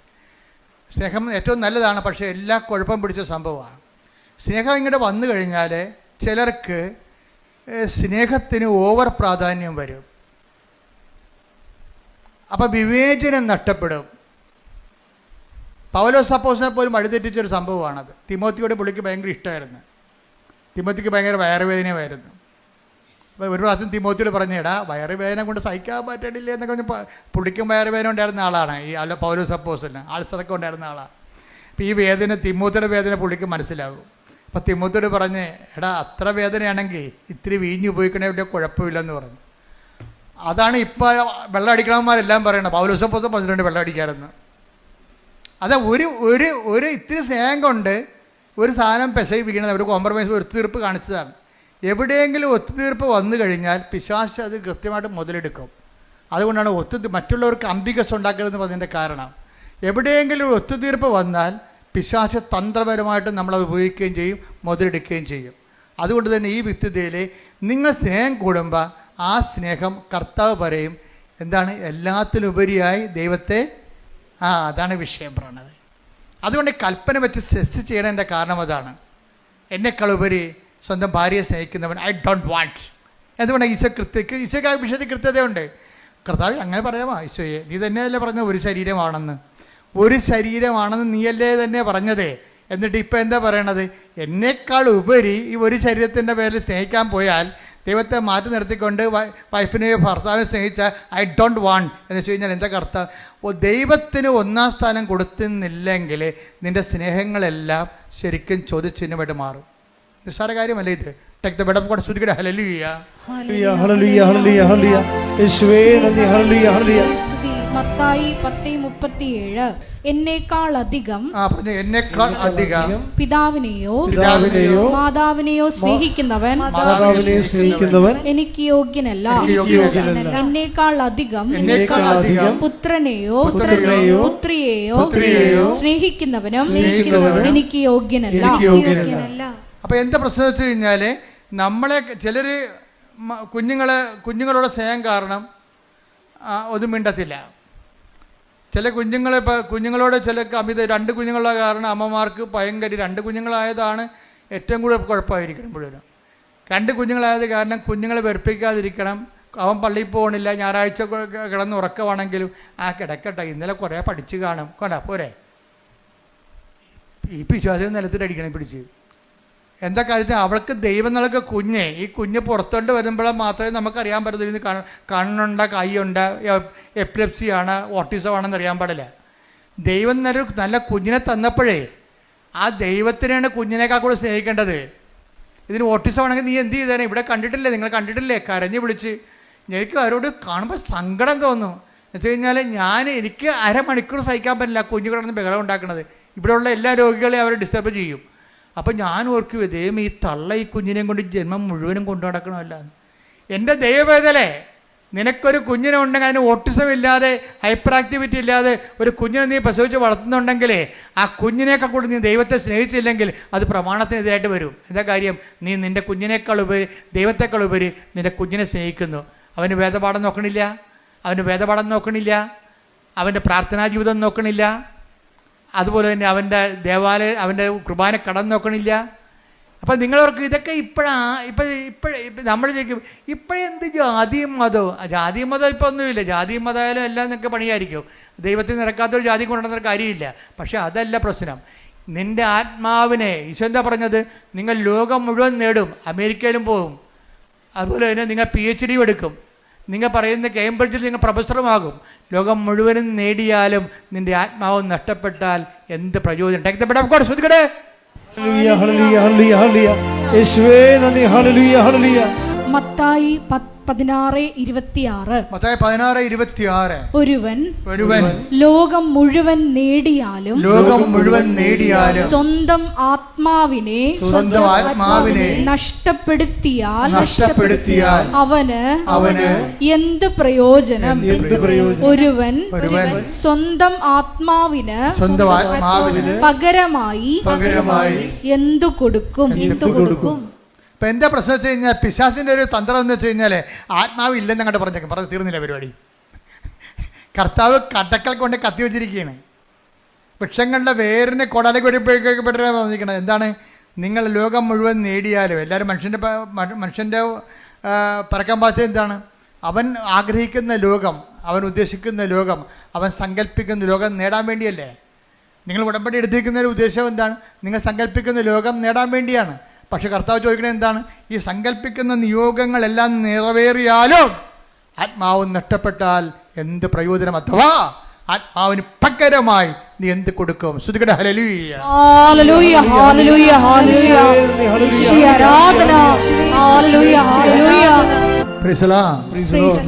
അപ്പൊ ദൈവം ചിലപ്പോഴ് നമ്മൾ ഒരു വീട്ടിലെ ഒരാളെങ്കിലും ഉണ്ടെങ്കിൽ, ഞാൻ പണ്ട് പറയുമായിരുന്നു, നീ ഒരാളെങ്കിലും നിൻ്റെ വീട്ടിലുണ്ടെങ്കിൽ, ദൈവമായിട്ട് ബന്ധമുള്ള ഉണ്ടെങ്കിൽ ദൈവം ആ വീടിനെ കളയത്തില്ല. അതുകൊണ്ടാണ് ഞാൻ ആരെങ്കിലും ഒരാളെങ്കിലും ഉണ്ടെങ്കിൽ ആ വീട് അക്സെപ്റ്റ് ചെയ്യുന്ന കാര്യം എന്താണ്.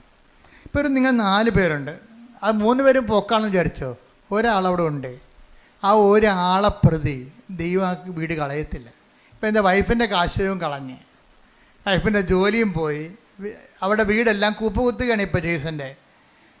അപ്പോൾ ജെയ്സൻ്റെ വീട് കൂപ്പുകുത്തിയപ്പോൾ ജെയ്സൻ്റെ ശ്രദ്ധയിൽപ്പെട്ട് ഈ സംഭവം എല്ലാം കൈവിട്ട് പോകണമല്ല എന്ന് വിചാരിച്ച്. അപ്പോഴും ഒരാൾ കറങ്ങിത്തിരിഞ്ഞ് ഇയാളെ വീട്ടിൽ വരും.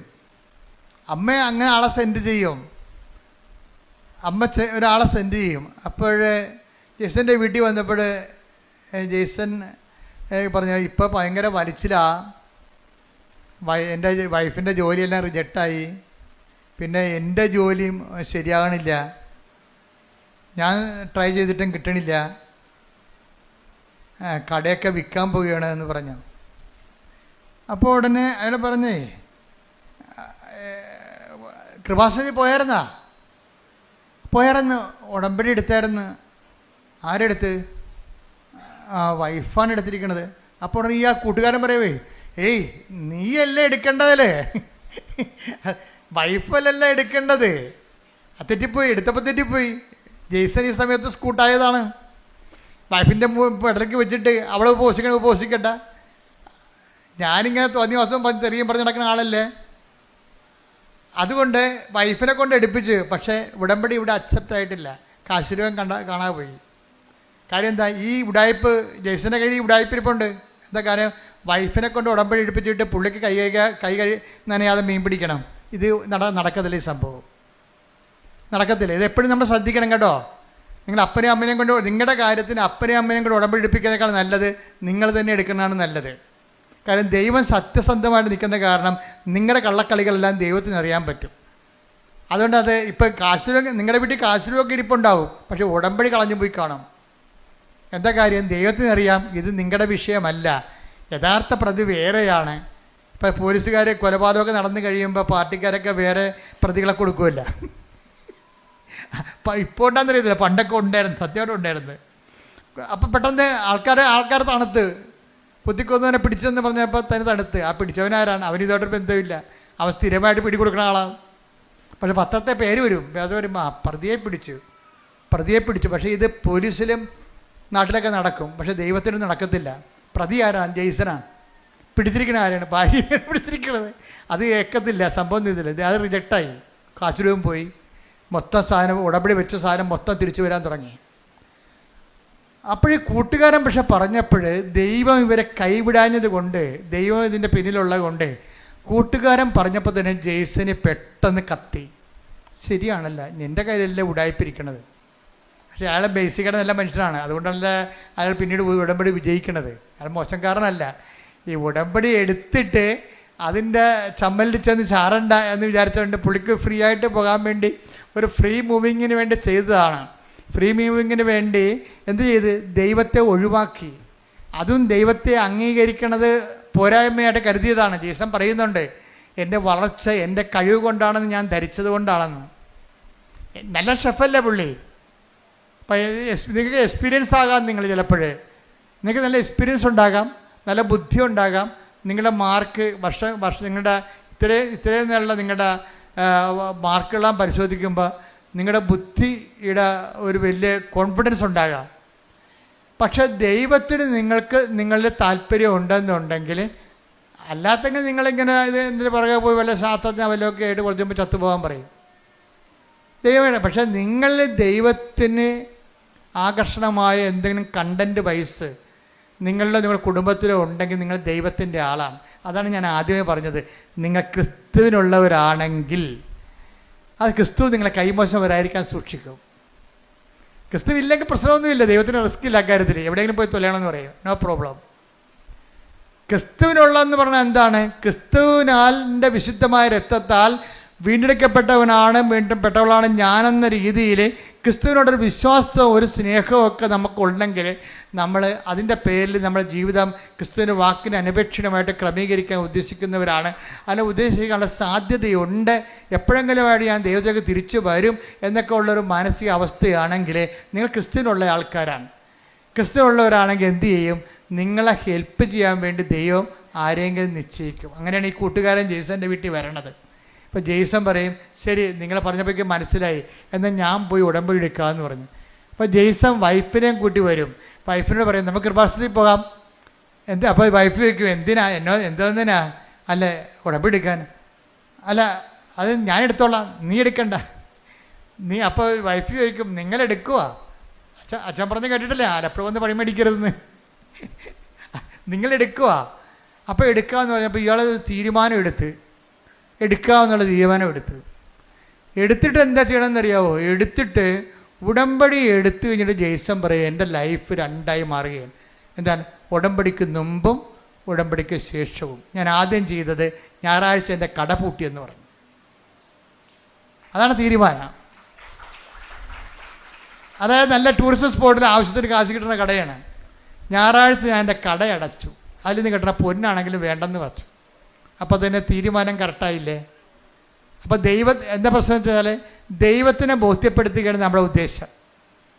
എനിക്ക് ഞായറാഴ്ച നിൻ്റെ കുർബാനയും അതുപോലെ തന്നെ നിൻ്റെ ശുശ്രൂഷകളും മുടങ്ങിയിട്ട് ഉണ്ടാക്കുന്ന കാശ് എനിക്ക് വേണ്ട.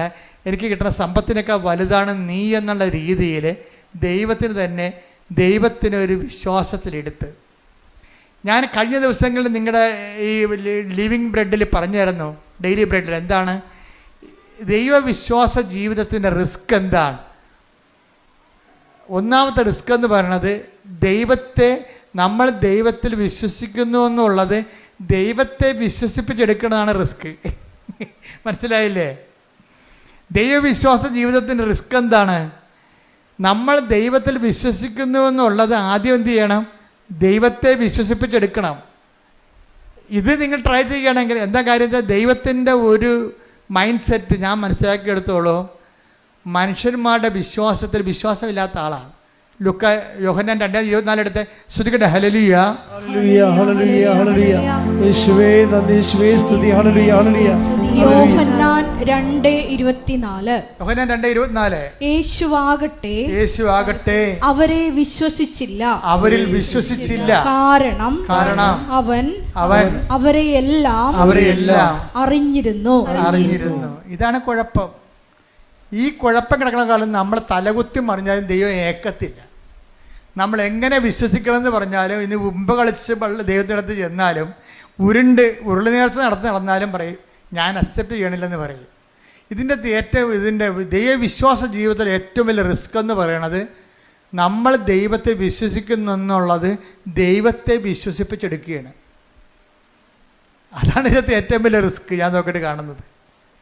ജെയ്സൺ ഈ റിസ്കിൽ ആദ്യഘട്ടം വിജയിക്കുകയാണ്. എന്താണ്? കട പൂട്ടി. ഞായറാഴ്ചയും കടവുള്ള ദിവസങ്ങളിലും കർത്താവിൻ്റെ ദിവസമായിട്ട് ആചരിക്കേണ്ടതല്ലേ, അതുകൊണ്ട് ആ ലാഭം വേണ്ടെന്ന് അവൻ തീരുമാനിച്ചു. അപ്പോൾ തന്നെ ആദ്യത്തെ ഒരു ആദ്യത്തെ ഇൻസ്റ്റാൾമെൻ്റായി. ദൈവത്തെ നമ്മുടെ വിശ്വാസത്തിൽ എടുക്കുന്നതിൽ ആദ്യത്തെ ഇൻസ്റ്റാൾമെൻ്റായി. കാര്യം നമ്മൾ കോൺക്രീറ്റായിട്ട് ആ വിഷയത്തിൽ സ്റ്റെപ്പ് എടുത്തല്ല, ഡെഫിനിറ്റ് സ്റ്റെപ്പ് എന്ന് പറയും. കോൺക്രീറ്റ് ആൻഡ് ഡെഫിനിറ്റ് സ്റ്റെപ്പ് ദൈവത്തെ വിശ്വസിപ്പിക്കുന്നതിൽ കഴിഞ്ഞ ദിവസങ്ങളിൽ ഞാൻ പറഞ്ഞപ്പോൾ എനിക്ക് ഏറ്റവും ഇഷ്ടപ്പെട്ടത് ലിവിങ് ബ്രെഡ് നിങ്ങൾ കാണുന്നില്ലേ, എല്ലാ ദിവസവും ഉണ്ട്. അച്ഛൻ്റെ കൂടെ പ്രത്യക്ഷീണ പ്രാർത്ഥന ചെല്ലാനുള്ളൊരു അവസരമാണത്. ആ ഡെയിലി ബ്രെഡ് അതാ ദിവസത്തുള്ള വിഷയങ്ങൾ സമർപ്പിച്ച് പ്രാർത്ഥിക്കും. ഇപ്പം ജെയ്സൺ തന്നെ ഒരു ദിവസം രാവിലെ എഴുന്നേറ്റപ്പോൾ രാത്രി കിടന്നപ്പോൾ അദ്ദേഹം പറഞ്ഞു, നാളെ ഇൻ്റർവ്യൂ ആണ്, അച്ഛൻ്റെ ഡെയിലി ബ്രെഡ് അനുഗ്രഹ പ്രാർത്ഥന കണ്ടുകൊണ്ട് ഞാൻ വരും, എനിക്ക് വേറെ ആസ്തിയൊന്നുമില്ല. ഡൽഹിയിലാണ് ഇൻ്റർവ്യൂ, ഷെഫിൻ്റെ ഇൻ്റർവ്യൂ. അപ്പം അദ്ദേഹം മനസ്സിൽ തീരുമാനിക്കുകയാണ്, അച്ഛൻ്റെ ഡെയിലി ബ്രെഡ് കണ്ടുകൊണ്ട് ഞാൻ വരും, എനിക്ക് വേറെ ആസ്തിയൊന്നുമില്ല, ആ അനുഗ്രഹത്തിലാണ് ഞാൻ വന്നത്, നീ എന്നെ അനുഗ്രഹിക്കണം, എൻ്റെ ജീവിതം ഈ രീതിയിലാണ് ഇപ്പോൾ പോണതെന്ന് പറഞ്ഞു. അപ്പോൾ രാവിലെ ജെയ്സൺ ഓൺ ചെയ്തപ്പോൾ തന്നെ ഞാൻ പറയുന്നുണ്ട്, ഇന്നലെ രാത്രി ഇൻ്റർവ്യൂവിന് പോകാൻ വേണ്ടി ഇന്നത്തെ ഈ പ്രാർത്ഥനയുടെ ആശീർവാദം മേടിച്ചുകൊണ്ട് പോകാൻ വേണ്ടി ദൈവത്തോട് പറഞ്ഞ ഒരാളുണ്ട്, അയാളെ ഞാൻ ഈ സമയത്ത് അനുഗ്രഹിക്കണമെന്ന് പറയും. ഇതാണ് ദൈവമേഖല എന്ന് പറയണത്. കണ്ട, ദൈവത്തിലേക്ക് വരുമ്പോൾ കാര്യങ്ങളെല്ലാം മാറണം. കണ്ടില്ലേ, രാവിലെ എഴുന്നേറ്റപ്പോൾ തന്നെ ജെയ്സൺ മുട്ട എന്നുകൊണ്ട് ലിവിങ് ബ്രെഡ് കൂടുമ്പോഴാണ് ഇൻ്റർവ്യൂവിന് പോകാൻ വേണ്ടി ആശീർവദിക്കണത്. ഇൻ്റർവ്യൂ പോകുന്ന എല്ലാവരും ആശീർവദിക്കുകയാണ്. അപ്പോൾ ജെയ്സൺ അതിനുശേഷം ഡൽഹി ഇൻ്റർവ്യൂവിന് പോവുകയാണ്. ഡൽഹിയിലാണ് ഈ സംഭവം നടക്കുന്നത്. ഇൻ്റർവ്യൂ പോകുമ്പോൾ ജെയ്സൺ പറയണത്, ഞാൻ 1.5 മണിക്കൂർ കസറിയെന്ന്. അവർ ഇൻ്റർനാഷണൽ ഇൻ്റർവ്യൂ ആണ്. ആദ്യത്തെ 12 മിനിറ്റ് ആദ്യത്തെ 12 പേര് ചികിത്സിക്കാന്ന് പറഞ്ഞ് ഇറങ്ങിപ്പോവുകയാണ്. അവരാരും എടുത്തില്ല. സംസാരിക്കാൻ പോലും 2-3 പ്രാവശ്യം സംസാരിച്ച് അവരെല്ലാം 5-6 പേര് ഇൻ്റർവ്യൂ ഇരിക്കും. ഇൻ്റർനാഷണൽ ഇൻ്റർവ്യൂ അല്ലേ. ആദ്യത്തെ സെക്ഷനിൽ നോക്കുമ്പോൾ ആൾക്കാർ ചുരുവിടാന്ന് ഇൻ്റർവ്യൂവിന് പോകണതും കാണാം, ഇറങ്ങി വരുന്നതും കാണാം. എല്ലാം റിജക്റ്റഡാണ്. ഭയങ്കര ഷാർപ്പ് ഇൻ്റർവ്യൂ ആണ്. ഞാൻ ചെന്നതിന് ശേഷം എന്നോട് അവരൊന്നും പറഞ്ഞില്ല, എന്നോട് സംസാരിക്കാൻ അനുഭവിച്ചു. ഞാൻ 1/2 മണിക്കൂർ സംസാരിച്ചെന്ന്. ചോദിക്കുന്ന എല്ലാത്തിനും മറുപടി പറഞ്ഞു. എന്നിട്ട് എല്ലാത്തിനും മറുപടി പറയുകയും ചെയ്തും എല്ലാം കഴിഞ്ഞ പറഞ്ഞു, യു ആർ സെലക്റ്റഡ് എന്ന്. അപ്പോൾ ദൈവമേഖല ഒരു മനുഷ്യൻ്റെ ജീവിതം തീർന്നിട്ട് തിരിച്ചു വന്ന കണ്ടില്ലേ, തീർന്നിട്ട് തിരിച്ചു വരികയാണ്. അപ്പം തീർന്നെന്ന് വിചാരിക്കുമ്പോൾ തീർന്നെന്നല്ല, ശരിക്കും പറഞ്ഞാൽ ദൈവത്തിലേക്കുള്ള തിരിച്ചുവരവാണ്. കൈയടിക്കട്ടെ, ശ്രുതിക്കട്ടെ.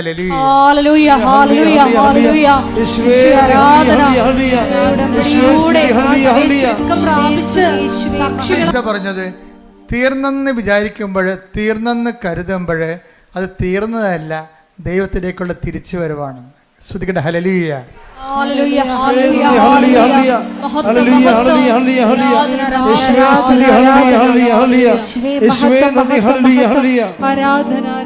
അപ്പൊ ജെയ്സന്റെ കാലം എന്താ വെച്ച് കഴിഞ്ഞാൽ, ജെയ്സന്റെ ഈ ഉടമ്പടി എടുത്തതിന് ശേഷം ഈ മനുഷ്യൻ പരിശുദ്ധാത്മാവ് നിറഞ്ഞിട്ട് പിന്നെ ഞാൻ പറഞ്ഞ തിരക്കി പിടിച്ച് നടന്ന് ഉപവിപ്രവർത്തനങ്ങൾ ചെയ്യാൻ. അപ്പം തിരക്കി പിടിച്ച് നടന്ന് ഉപവിപ്രവർത്തനങ്ങൾ ചെയ്യുന്ന സമയത്ത് നാട്ടുകാരും വീട്ടുകാരും ചോദിക്കും, നിനക്കെന്ത് സംഭവിച്ചെന്ന് ചോദിക്കണത്. കാര്യം നല്ല ടൂറിസ്റ്റ് സ്പോട്ടിൽ കടയും അടച്ചിട്ടിട്ട് ഇവൻ കർത്താവിൻ്റെ ജോലി ചെയ്തുകൊണ്ട് നടക്കുകയും ഈ ഞായറാഴ്ച മുഴുവനും അല്ലാത്ത ദിവസം കിട്ടുന്ന സമയത്തെല്ലാം ആ കുടുംബത്തിലുള്ള 10-20 പേരെ കൊണ്ടുവന്ന് ഉടമ്പടി എടുപ്പിച്ചു. ജെയ്സൺ പറയണത്, അവിടെ മുമ്പിൽ എനിക്ക് കിട്ടിയ അനുഗ്രഹങ്ങളല്ല സാക്ഷ്യം, ഞാൻ തന്നെയാണ് സാക്ഷ്യമെന്ന്. അതായത് എനിക്ക് കിട്ടിയ അനുഗ്രഹങ്ങൾ കണ്ടിട്ടല്ല അവർ ഉടമ്പടി എടുത്തത്, എന്താണ്, എനിക്കുണ്ടായ മാറ്റം കണ്ടിട്ടാണെന്ന്. ഞാൻ തന്നെയാണ് സാക്ഷ്യമെന്ന്. അതാണ്, അതായത് ഉടമ്പടി ഒരു വ്യക്തിക്കുണ്ടാക്കുന്ന മാറ്റങ്ങളെ. അവനിപ്പോൾ അശുദ്ധ സംഭാഷണങ്ങളില്ല, എല്ലാവരോടും സ്നേഹമായി പെരുമാറും, സഹായിക്കേണ്ടവരെ തിരക്കി പിടിച്ച് നടന്ന് സഹായിക്കും, സുവിശേഷ വേല ചെയ്യുന്നതിന് കൊതിയോടും ആർത്തിയോടും കൂടി നടന്ന് സുവിശേഷ വേല ചെയ്യാൻ. അപ്പോൾ പെട്ടെന്ന് ജെയ്സൻ്റെ മനസ്സിൽ മാതാവ് ഒരു കാര്യം കാണിച്ചു. കാര്യം പരിചയമുള്ള 2 ഒരു ഭാര്യയും ഭർത്താവും പിരിഞ്ഞ് താമസിക്കുകയാണ്. കാര്യം അവർ പ്രണയിച്ച് കല്യാണം കഴിച്ചവരാണ്, പക്ഷേ ഇപ്പം കണ്ട തമ്മിൽ കുത്തിക്കൊല്ലും. ഭർത്താവ് ഭാര്യയെ കൊല്ലാൻ നടക്കുകയാണ്. അപ്പോൾ നിങ്ങൾക്ക് എപ്പോഴും ഓർത്ത് പ്രണയമൊക്കെ പറഞ്ഞ് ഭ്രാന്തി പിടിച്ച് നടക്കുന്ന ആൾക്കാരെ ഓർക്കുക, അത് ഇപ്പോഴത്തെ ഒരു ആവേശമാണ്. ആവേശം കെട്ടടങ്ങി കഴിയുമ്പോൾ നിങ്ങൾ ആരാണെന്നൊക്കെ മനസ്സിലായി, അവരാരാണെന്ന് മനസ്സിലാക്കി കഴിഞ്ഞാൽ ഇതിൻ്റെ അത്ര കുന്തോ ഇല്ല. ശരിക്കും പറഞ്ഞാൽ ഇപ്പം കൊല്ലാൻ നടക്കുകയാണ്. പണ്ട് അവരെ കെട്ടിക്കാത്തവരെ കൊല്ലാൻ നടന്ന പാർട്ടിയാണ് ഇപ്പം തന്നെത്താൻ തമ്മിൽ കൊല്ലാൻ നടക്കുകയാണ്. അപ്പോൾ ജെയ്സനോട് മാതാവ് പറഞ്ഞ് അവരെ ഒന്ന് പോയി കാണാൻ പറഞ്ഞു. കാര്യം ഭർത്താവ് ഇടയ്ക്ക് നിന്ന് ഭാര്യ 35 വയസ്സ് അവർക്കുള്ളത് പേടിച്ച മറ്റേ മരുമകൻ്റെ വീട്ടിൽ പോയി താമസിക്കുകയാണ്. മരുമകൻ്റെ വീട്ടിൽ പോയി താമസിക്കുകയാണ്. അപ്പോൾ അത്രയും വിഷമത്തിലാണ് അവർ താമസിക്കുന്നത്, സങ്കടപ്പെട്ട് താമസിക്കുകയാണ്. അപ്പം പല ആൾക്കാരും പോലീസും പാർട്ടിയും പള്ളിയും ഒക്കെ ഇടപെട്ടിട്ട് ഈ വിഷയത്തിൽ തീരുമാനമില്ല. ഇപ്പം ജെയ്സൻ്റെ ദൈവത്തിന് ഈ ഉപവിപ്രവർത്തനം സുവിശേഷ പ്രവർത്തനം എന്നൊക്കെ പറയണതേ, ദൈവം എപ്പോഴും നോക്കണത് പ്രൊഫഷണലി തയ്യാർ ഓക്കെയാണോ, അവർക്കത് ചെയ്യാൻ ബാധ്യത ഉണ്ടായിട്ട് അവർ ചെയ്യണതല്ല കാര്യം, മറിച്ച് അവർക്കത് വിളി ഉണ്ടാകണം. വിളിയും ബാധ്യതയും രണ്ടും രണ്ട് കാര്യങ്ങളാണ്. ഇപ്പം ഞാൻ കടലോരത്തൊരു അനക്കം ഉണ്ടായി ഓടിച്ചെല്ലും, എന്താ കാര്യം? അതിൻ്റെ വിളിയാണ്. ഞാൻ തുടങ്ങിയത് അവിടുന്നാണ്. ഞാൻ അവിടെ നിന്നാണ് കടലിൽ നിന്നാണ് തുടങ്ങിയത്. അതിൻ്റെ വിളിയാണ്. ആര് കടലും തിരക്കില്ല, ഞാൻ പോയി തിരക്കും. കാര്യം ഞാനൊരു ഓഫീസിൽ ഇരിക്കുന്നത് കൊണ്ടല്ല ഞാൻ തിരക്കണത്. ചിലർക്ക് ഓഫീസ് കൊടുത്താൽ മാത്രമേ അവരതിൻ്റെ അകത്ത് വരും. ഇപ്പോൾ വില്ലേജ് ഓഫീസർ വരും, തഹസിൽദാർ വരും, ബിക്കോസ് അവർക്ക് അതിൻ്റെ ഓഫീസുണ്ട്, അതുകൊണ്ട് വരുന്നതാണ്. ആ ഓരോ ഓഫീസില്ലെങ്കിൽ ഞാൻ പോകും. എന്താ കാര്യം? അത് വിളി വേറെ, ബാധ്യത വേറെ. ബാധ്യത എന്ന് പറഞ്ഞാൽ നമുക്കൊരു തന്നെ ഒരു ഒഫീഷ്യാലിറ്റി ഉള്ളതുകൊണ്ട് നമുക്കൊരു ബാധ്യത ഉണ്ടാകും. വിളി വേറെയാണ്. ഉപവി എന്നൊക്കെ പറയുന്നത് ഒരു വിളിയാണ്. ഇപ്പോൾ ജെയ്സനെ സംബന്ധിച്ചിടത്തോളം വിളിയാണിത്. കാര്യം ഒരു വ്യക്തി, ക്രിസ്തു വിവാഹിയായ വ്യക്തി പ്രത്യേകിച്ച്, അവർ പിരിഞ്ഞ് താമസിക്കുക പാപത്തിൻ്റെ മേഖലയിലാണ് അവർ താമസിക്കുന്നത്. അപ്പോൾ തമ്മിൽ കണ്ട കൊല്ലാൻ നടക്കുന്ന ആൾക്കാരെ എങ്ങനെ യോജിപ്പിക്കാൻ എല്ലാവരും പരാജയപ്പെടുകയാണ്. കാരണം ആ മിഷണറി അവിടെ വർക്ക് ചെയ്യുന്നില്ല.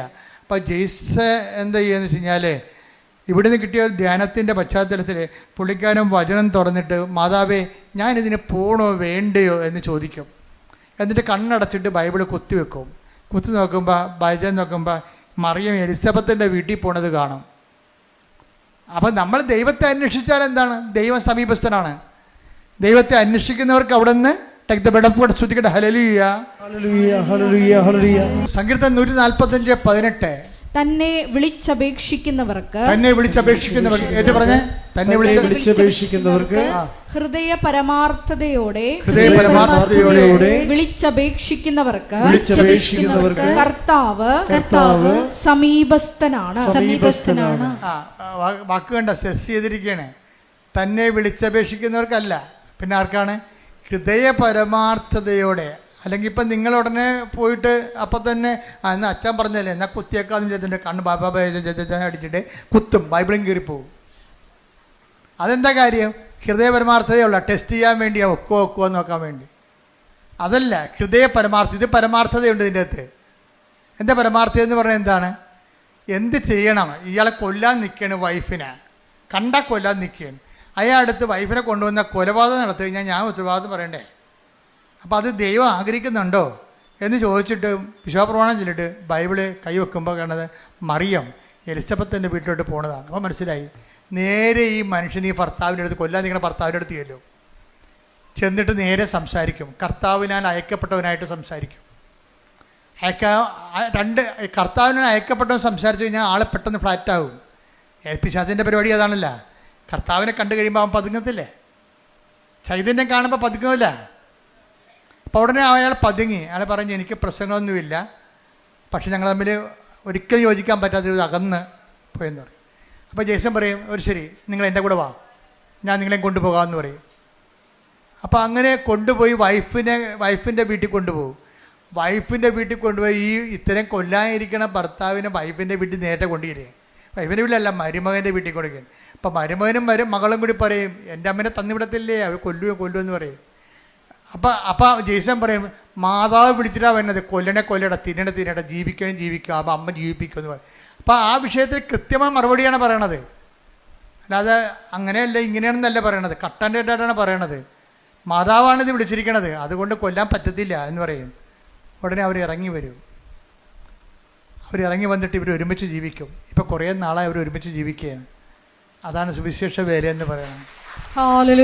ഇതാണ് ഒരു ഉടമ്പടിയിലൂടെ ഉണ്ടാകുന്ന സുവിശേഷ വേല. ഇതാണ് ഇപ്പം മനസ്സിലായി. അതായത് ഈ ആഴ്ചയിൽ നടന്ന ഏറ്റവും നല്ല സാക്ഷ്യങ്ങളൊന്നാണ് സാക്ഷ്യത്തിൻ്റെ കാലാവസ്ഥകളുടെ പോക്ക് കണ്ടില്ലേ? അത് തന്നെ ഒരു ധ്യാനമാണ്. അത് ഉടമ്പടി സാക്ഷ്യമെന്ന് ഞാൻ പറയത്തില്ല. ഈശൻ നടത്തിയ ഒരു ഉടമ്പടി ധ്യാനമാണ്. കാര്യം ഓരോ സെക്ഷനിലും വളരെ ധ്യാനിപ്പിക്കണം നമുക്ക് തോന്നത്തില്ല, പക്ഷെ ധ്യാനം കൂടി ഇഫക്റ്റ് നമുക്കുണ്ടാകും. ഇന്ന് അപ്പ് ചെയ്തുകൊണ്ട് നിങ്ങൾ കണ്ടേക്കണത് ധ്യാനിപ്പിക്കണം നമുക്ക് തോന്നത്തില്ല, പക്ഷെ നമുക്കൊരു ധ്യാനം കൂടിയ കത്താർസിസ് ഉണ്ടാകും, ഒരു സ്പിരിച്വൽ കത്താർസിസ്. കാര്യം ഇതൊക്കെ ഇങ്ങനെയാണെന്നും ഇങ്ങനെയാണ് ദൈവം പ്രവർത്തിക്കണമെന്നുണ്ടെങ്കിലും, അതായത് ഉടമ്പടിയുടെ ഏറ്റവും ഉത്തമമായ ഒരു ഉദാഹരണമാണ് ഈ സാക്ഷ്യം എന്ന് പറയുന്നത്. കാര്യം അത്രയ്ക്ക് സുന്ദരമായ രീതിയിലാണ് അദ്ദേഹം ഓരോ കാര്യങ്ങളും പറയണത്. എന്ന് വെച്ച് കഴിഞ്ഞാൽ ഈ വിഷയത്തിൽ അദ്ദേഹത്തെ ഇൻ്റർവ്യൂ പാസ്സായി കഴിഞ്ഞപ്പോൾ, അദ്ദേഹത്തിന് വിസ വന്നു കഴിഞ്ഞപ്പോൾ വൈഫിൻ്റെ കാര്യം സക്സസ്സായി. കുറേ നാളായിട്ട് പെൻഡിങ്ങിൽ കിടന്ന വൈഫിൻ്റെ ജോലി സെറ്റായി. കണ്ടു നോക്കിയേ. അപ്പോൾ അദ്ദേഹം പറയുന്നൊരു വാക്കുണ്ട്, എന്താ പറയണമെന്ന് അറിയാവോ? വൈഫിൻ്റെ കാര്യം ആദ്യം സെറ്റാകാതിരുന്നതിൻ്റെ കാരണം ആ ഉടമ്പടി കാശും കളഞ്ഞു പോയതെല്ലാം എന്താണ്? എന്നെക്കൂടി വിശുദ്ധീകരിക്കാൻ ദൈവം ആഗ്രഹിച്ച കൊണ്ടാണ് ആദ്യത്തെ കാര്യങ്ങൾ നടക്കാതെ പോയെന്ന്. എന്തൊരു ജ്ഞാനമാണ്. ശ്രദ്ധിക്കട്ടെ.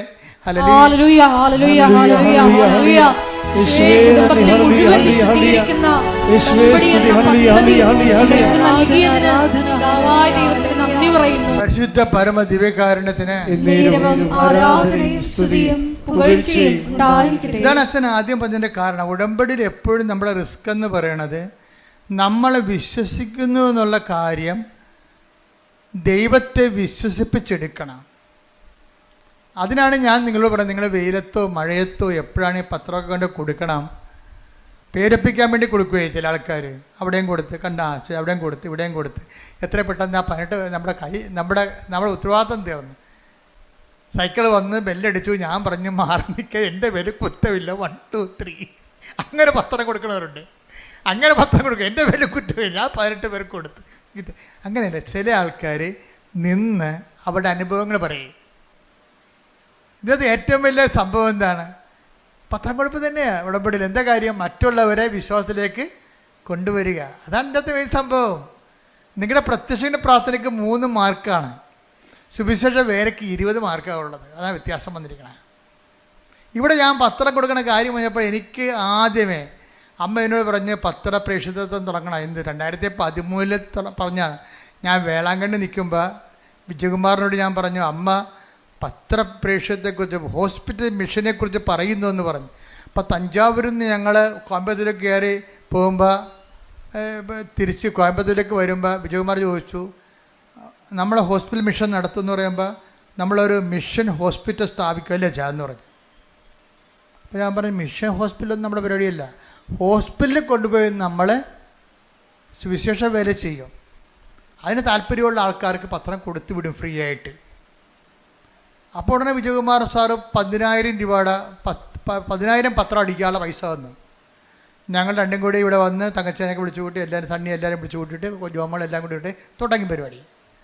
പത്രം കൊടുക്കാനുള്ളവർ, പ്രാർത്ഥിച്ചു കൊടുക്കാനുള്ളവർ വരാൻ പറഞ്ഞു. വരാമെന്ന് പകുതി മാത്രമേ കത്തോലിക്സ് വരുന്നുള്ളൂ. ബാക്കി എല്ലാവരും പകുതിയോളം വന്നവരെല്ലാം നോൺ ക്രിസ്ത്യൻസ് ആയിരുന്നു. അവർ എല്ലാ സ്ഥലങ്ങളിലും പോയി കണ്ണ് കാണാൻ മേലാത്ത അപ്പാപ്പന്മാരുടെ മുമ്പിൽ ഇരുന്നുകൊണ്ട് പത്രം വായിച്ചു കൊടുത്തവർ. കാര്യം എന്താണ്? വിശേഷ വിദ്യയായി നിങ്ങൾ എന്താണ് ചെയ്യണത്? എപ്പോഴും നമ്മൾ ശ്രദ്ധിക്കണം. കർത്താവിൻ്റെ മനസ്സറിഞ്ഞ് വേണം നമ്മൾ ഈ സംഭവം ചെയ്യാൻ. കർത്താവ് ചോദിക്കണത് എന്താണ്? നിങ്ങളെ ചോദിക്കുന്നിടത്തോളം തന്നെ കൊടുത്തിടത്തോളം തന്നെ തിരിച്ചു കിട്ടുമെങ്കിൽ പാപികൾക്ക് കടം കൊടുക്കത്തില്ലേ? നിങ്ങൾ വിശേഷ വിദ്യ എന്താണ് ചെയ്യണം? എല്ലാ കാര്യങ്ങൾക്കും എക്സ്ട്രാ എന്താണ് ചെയ്യണമെന്ന് ചോദിക്കും. അതുപോലെ തന്നെ ഉടമ്പടിയിലുമുള്ള ദൈവത്തിൻ്റെ മനസ്സറിഞ്ഞ് വേണം ഉടമ്പടി ചെയ്യാൻ. എക്സ്ട്രാ എന്താണ് ചെയ്യണത്? ഇവിടുന്ന് പറയണ കാര്യങ്ങളല്ല. നിങ്ങൾ ദൈവത്തെ കണ്ടെത്തി കഴിയുമ്പോൾ, ദൈവത്തിൻ്റെ കൃപയിൽ അഭിഷേകം കിട്ടിക്കഴിയുമ്പോൾ, നിങ്ങൾ ദൈവത്തിന് വേണ്ടി ചെയ്യുന്ന തനത് പ്രേക്ഷിത പ്രവർത്തനങ്ങളുണ്ട്.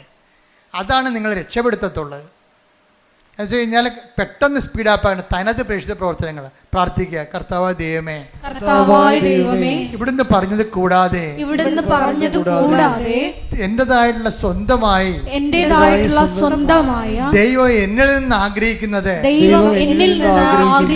കണ്ട് മനസ്സിലാക്കി നടപ്പിൽ വരുത്തുവാൻ എനിക്ക് പ്രത്യേക അഭിഷേകം നൽകണമേ. ശ്രുതികടേ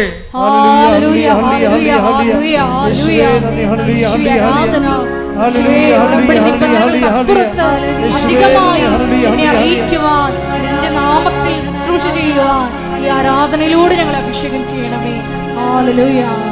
ഉടമ്പടി ഒരു ദൈവരാജ്യത്തിലെ വിരുന്ന് പോലെയാണ്. എന്താ കാര്യം? കർത്താവിൻ്റെ കഥ നിങ്ങൾ വഴിക്കവലകളിലും നാൽക്കവലകളിലും ചെന്നിട്ട് കൊള്ളാവുന്നവരെയും കൊള്ളരുതാത്തവരെയും ഒക്കെ വിരുന്നിന് വിളിക്കാൻ പറഞ്ഞിരിക്കുകയാണ്.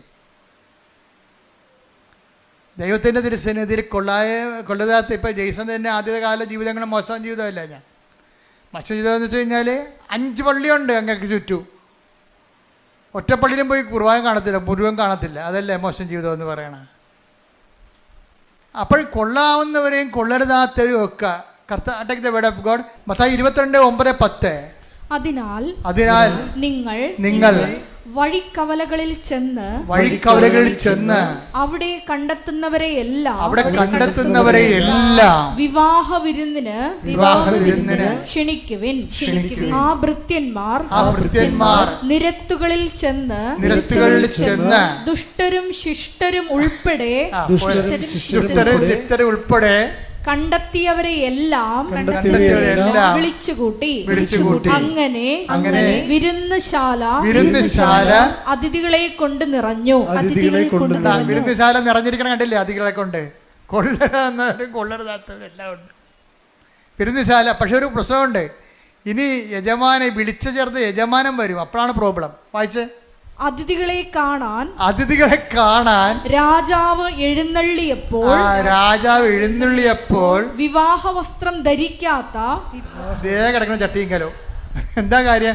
വിവാഹ വസ്ത്രം ധരിക്കാത്ത ഒരാളെ അവിടെ കണ്ടു. രാജാവ് അവനോട് ചോദിച്ചു, സ്നേഹിത, പല്ല് തേക്കാത്തവനെ, വിവാഹ വസ്ത്രം ധരിക്കാതെ നീ ഇവിടെ പ്രവേശിച്ചത് എങ്ങനെ? അവൻ മൗനം അവലംബിച്ചു, മിണ്ടിയില്ല. അപ്പൊ അതിന്റെ കാര്യം 5-8-10 കേസുണ്ട്. 5-8-10 കേസുണ്ട്. പക്ഷെ ഒരു പ്രശ്നമുണ്ട്. ഇതിൽ നിന്ന് തൽക്കാലം കേസിലും ജാമ്യത്തിനായിട്ട് ഉടമ്പടി ചെയ്തിരിക്കണത്.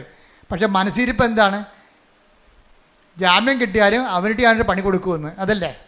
അതാണ് പ്രശ്നം. കൊള്ളരാവുന്നവരെയും കൊള്ളരുതാത്തവരെയും വിളിച്ചിരിക്കുകയാണ്. നിങ്ങളാരും തെറ്റിദ്ധരിക്കൊന്നും വേണ്ട. നിങ്ങൾ നിങ്ങളുടെ തെറ്റിൽ നിലനിൽക്കാൻ തീരുമാനിച്ചെങ്കിലേ അടുത്ത ഭാഗം വായിച്ചേ. അപ്പോൾ രാജാവ് പരിചാരകന്മാരോട് പറഞ്ഞു. ആരോടാ? എന്താ? സ്നേഹിത, വിവാഹ വസ്ത്രം എവിടെയെന്ന്. എന്താ കാര്യം? കൃപയാണ് വിവാഹ വസ്ത്രം. ആദ്യം കൃപ നഷ്ടപ്പെട്ട കക്ഷികളാണ് ഇല കൊണ്ട് തുണി ഉണ്ടാക്കി, അത്തി ഇല കൊണ്ട് തുണി ഉണ്ടാക്കി ജീവിച്ചിട്ട് അവസാനം ദൈവം ഗെറ്റ് ഔട്ട് അടിച്ചത്. അടുത്ത ഗെറ്റ് ഔട്ട് അടി തന്നെ കണ്ടില്ലേ? ആദ്യം ആദ്യത്തിനും ഗെറ്റ് ഔട്ട് അടിച്ചില്ലേ? എന്താ കാര്യം? ദൈവത്തിൻ്റെ കൽപ്പനകൾ പാലിച്ചില്ല. അതുകൊണ്ട് പിന്നെ പുറത്തിറക്കിയപ്പോഴാണ് അവന്മാർക്ക് തുണിയില്ലെന്ന് മനസ്സിലായത്. അങ്ങനെ അത്തി ഇല കൊണ്ട് തുണി ഉണ്ടാക്കിയതാണ്. അങ്ങനെ ആളെ പാക്ക് ചെയ്ത് ഇപ്പം വീണ്ടും യജമാനം കയറി വരുമ്പോൾ എന്താ പറയുക? വിവാഹ വസ്ത്രമില്ലാത്ത, കൃപയില്ലാത്ത ആൾക്കാർ കണ്ടെത്തിയെന്ന്. അപ്പോൾ സ്നേഹിത എന്താ വായിച്ചോളൂ. അപ്പോൾ രാജാവ് പരിചാരകന്മാരോട് പറഞ്ഞു, അവനെ കൈകാലുകൾ കെട്ടി പുറത്തെ അന്ധകാരത്തിലേക്ക് വലിച്ചെറിയുക. അവിടെ വിലാപവും പല്ലുകടിയുമായിരിക്കും. എന്തെന്നാൽ വിളിക്കപ്പെട്ടവർ വളരെ, തെരഞ്ഞെടുക്കപ്പെട്ടവരോ ചുരുക്കം. ഇത് ഞാൻ പറഞ്ഞതാണോ? അല്ല, കർത്താവിന്റെ നിലപാടാണ്. ഹല്ലേലൂയ, ഹല്ലേലൂയ, ഹല്ലേലൂയ, ഹല്ലേലൂയ, ഹല്ലേലൂയ. യേശുവേ നന്ദി, നന്ദി, ഹല്ലേലൂയ. യേശുവേ ആരാധന, ആരാധന, ആരാധന, ആരാധന.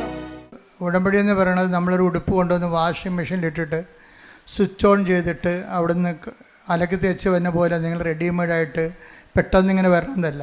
ഞാൻ പറഞ്ഞതിൻ്റെ അർത്ഥം ഇതാണ്. അജ്ഞതയുടെ കാലഘട്ടത്തെ ദൈവം കണക്കിലെടുത്തില്ല. എന്നാൽ 17:30 വായിച്ചത് എന്താണ്? എന്നാൽ ഇപ്പോഴാകട്ടെ എല്ലായിടത്തുമുള്ള എല്ലാവരും അനുദപിക്കണമെന്ന് ദൈവം ആഗ്രഹിക്കുന്നു, ദൈവം ആജ്ഞാപിക്കുന്നു. അപ്പോൾ എന്ത് പ്രശ്നം വെച്ച് കഴിഞ്ഞാൽ, ഉടമ്പടി വെളിപ്പെടുത്തുന്ന കാലത്ത് ആദ്യം കിട്ടിയ വചനം ഇതാണ്. എന്താണ്?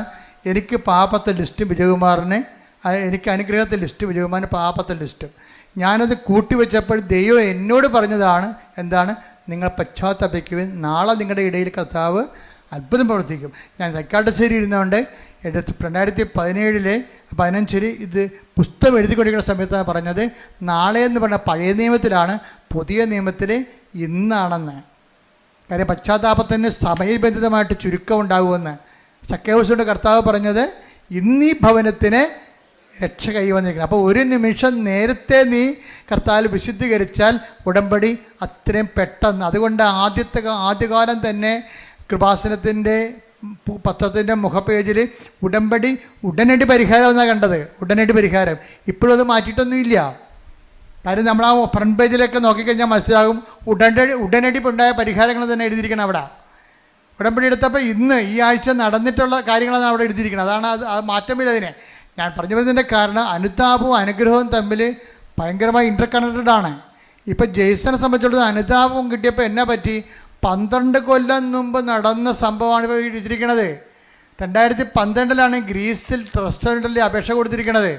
2012 വരെ ആരും കോൾ ഫോർ ചെയ്തില്ല. ജെയ്സൺ പറഞ്ഞ ഷങ്കൻ വിസയ്ക്ക് വേണ്ടിയാണ് ഞാൻ അപേക്ഷിച്ചത്. അതിൽ ഡോക്യുമെൻ്റ് മുഴുവനും തെറ്റായിരുന്നു. അപ്പോൾ അതിനെ പ്രാർത്ഥിക്കാൻ പോലും എനിക്ക് പറ്റത്തില്ലായിരുന്നു ഷങ്കൻ വിസയ്ക്ക്. പക്ഷെ ഞാനെങ്ങനെ പ്രാർത്ഥിക്കും? അത് കാരണം എനിക്ക് അനുതാപം ഉണ്ടായി. കർത്താവേ, ഞാൻ വിസ ചെയ്തിരിക്കണത് തെറ്റായിരുന്നല്ലോ. എനിക്ക് അനുതാപം ഉണ്ടായി. അനുതാപം ഉണ്ടായപ്പോൾ 12 പോയിട്ട് 24 ആയപ്പോൾ ജെയ്സൺ അനുദപിച്ചപ്പോൾ എന്ത് ചെയ്ത് അവർ ആ 12 കഴിഞ്ഞിട്ട് 10 വർഷത്തിന് ശേഷം ആ വിസ കോൾ ഫോർ ചെയ്യുകയാണ്. എന്താ? അതായത് ആ അനുതാപം അനുഗ്രഹം സ്പീഡാകും. നമ്മൾ എന്തുകൊണ്ടാണ് അത് താമസിക്കണമെന്ന് വെച്ച് കഴിഞ്ഞാൽ അതിൻ്റെ കാര്യം അനുതാപം തന്നെയാണ് എൻ്റെ പ്രധാനപ്പെട്ട കാര്യം. അനുഗ്രഹം താമസിക്കാനുള്ള പ്രധാനപ്പെട്ട കാര്യങ്ങൾ ഒന്ന് അനുതാപം തന്നെയാണ്. നിലപാട്, സംസാരം, ചെയ്തികൾ, ശീലങ്ങൾ, അതുപോലെ എല്ലാം നിലപാടുകളെല്ലാം. പിന്നെ ദൈവത്തിന് പ്രയോജനമുള്ള വ്യക്തികളായിട്ട് മാറണം. കാരണം നിങ്ങൾ എന്ത് ചെയ്തു എന്നുള്ളതല്ല, you have done it with what disposition. നിങ്ങൾ എന്ത് മനോഭാവത്തില്ലേ. അതുകൊണ്ടാണ് ആ വിധവയുടെ ചിലിക്കാശ് എടുത്ത് ശ്രുതികട്ടെ ഹല്ലേലൂയ ഹല്ലേലൂയ ഹല്ലേലൂയ ഹല്ലേലൂയ. യേശുവേ നന്ദി. ഹല്ലേലൂയ ഹല്ലേലൂയ ഹല്ലേലൂയ. യേശുവേ ആരാധന ആരാധന ആരാധന ആരാധന. യേശുവേ നന്ദി. മഹത്വം മഹത്വം മഹത്വം. ഹല്ലേലൂയ ഹല്ലേലൂയ ഹല്ലേലൂയ. ലൂക്ക 21:2. ലൂക്ക 21:2. ദരിദ്രയായ ഒരു വിധവ, ദരിദ്രയായ വിധവ 2 ചെമ്പുതുട്ടുകൾ ഇടുന്നത് അവൻ കണ്ടു. അവൻ പറഞ്ഞു, ദരിദ്രയായ ഈ വിധവ മറ്റെല്ലാവരെയും കൂടുതൽ നിക്ഷേപിച്ചിരിക്കുന്നു എന്ന് സത്യമായി ഞാൻ നിങ്ങളോട് പറയുന്നു. അപ്പൊ അച്ഛൻ നേരത്തെ പറഞ്ഞില്ലേ, ദൈവത്തെ വിശ്വസിക്കുന്നതല്ല വിഷയം, ദൈവത്തെ കൊണ്ട് വിശ്വസിപ്പിച്ചെടുക്കുന്നതിലാണ് വിഷയം. അതാ റിസ്ക്. ഇപ്പം മറ്റെല്ലാവരെയും കാണാമെന്ന് പറഞ്ഞില്ലേ, ചാക്ക് കണക്കിന് ചില്ലിക്കാശ് പണ്ടാരത്തെ തള്ളിയ ആൾക്കാരുണ്ട്. അവരെ ദൈവം വിശ്വസിക്കണില്ല. അതാ ഒരു ഉപജീവനത്തിനുള്ള വക മാത്രം ഉണ്ടായിരുന്ന ആളാണ് ഇട്ടിരിക്കണത്. അതിലാണ് ദൈവം വിശ്വസിക്കണത്. വാട്ട് ഡിസ്പോസിഷൻ, നമ്മുടെ മനസ്സിലിരിപ്പ് എന്താണെന്നാ. കഴിഞ്ഞ ഒരു 6 മാസം മുമ്പ് ഒരു സാക്ഷ്യം ഞാൻ കണ്ടായിരുന്നു. അതായത് കാല് പഴുത്തിരിക്കുകയാണ്. കാല് പഴുത്തിട്ട് ആ പഴുത്ത കാലും വെച്ചുകൊണ്ട് തൊത്തിയും മുടന്തിയും പോയി പത്രം കൊടുത്തുകൊണ്ടിരിക്കണേ. അത് എല്ലാ വീട്ടിലും ഇങ്ങനെ ഈച്ച വാർത്ത് കർത്താവിനെ കുറിച്ച് സംസാരിച്ചുകൊണ്ടിരിക്കും. അതാണ് വിശേഷവിധിയായി നിങ്ങൾ എന്താണ് ചെയ്യണത്? അവിടെ സാക്ഷ്യം കേൾക്കണം. എൻ്റെ ദൈവപൈതലേ, കർത്താവ് നിന്റെ ഡിസ്പോസിഷൻ കറക്റ്റാണെങ്കിലേ, നീ ആത്മാർത്ഥമാണ് ദൈവത്തെ സ്നേഹിക്കണം, ദൈവത്തിന് ഒരു നിമിഷം വിശ്വസിക്കാൻ കഴിഞ്ഞാൽ അപ്പക്കത്ത് ഉടമ്പടി. എന്താ കാര്യം വെച്ച് കഴിഞ്ഞാൽ നീ സത്യസന്ധയാണ്, ദൈവത്തെ മനസ്സിലാകും. ഉടമ്പടി വിശ്വാസത്തെക്കാളുപരി വിശ്വസ്തയുടെ പദ്ധതിയാണ്. കൈയടിക്കട്ടെ, ശ്രുതിക്കട്ടെ.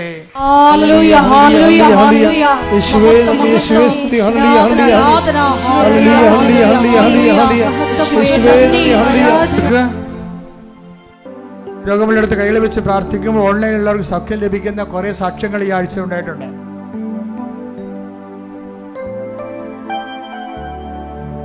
അച്ഛൻ പ്രാർത്ഥിച്ചുകൊണ്ടേയിരിക്കും.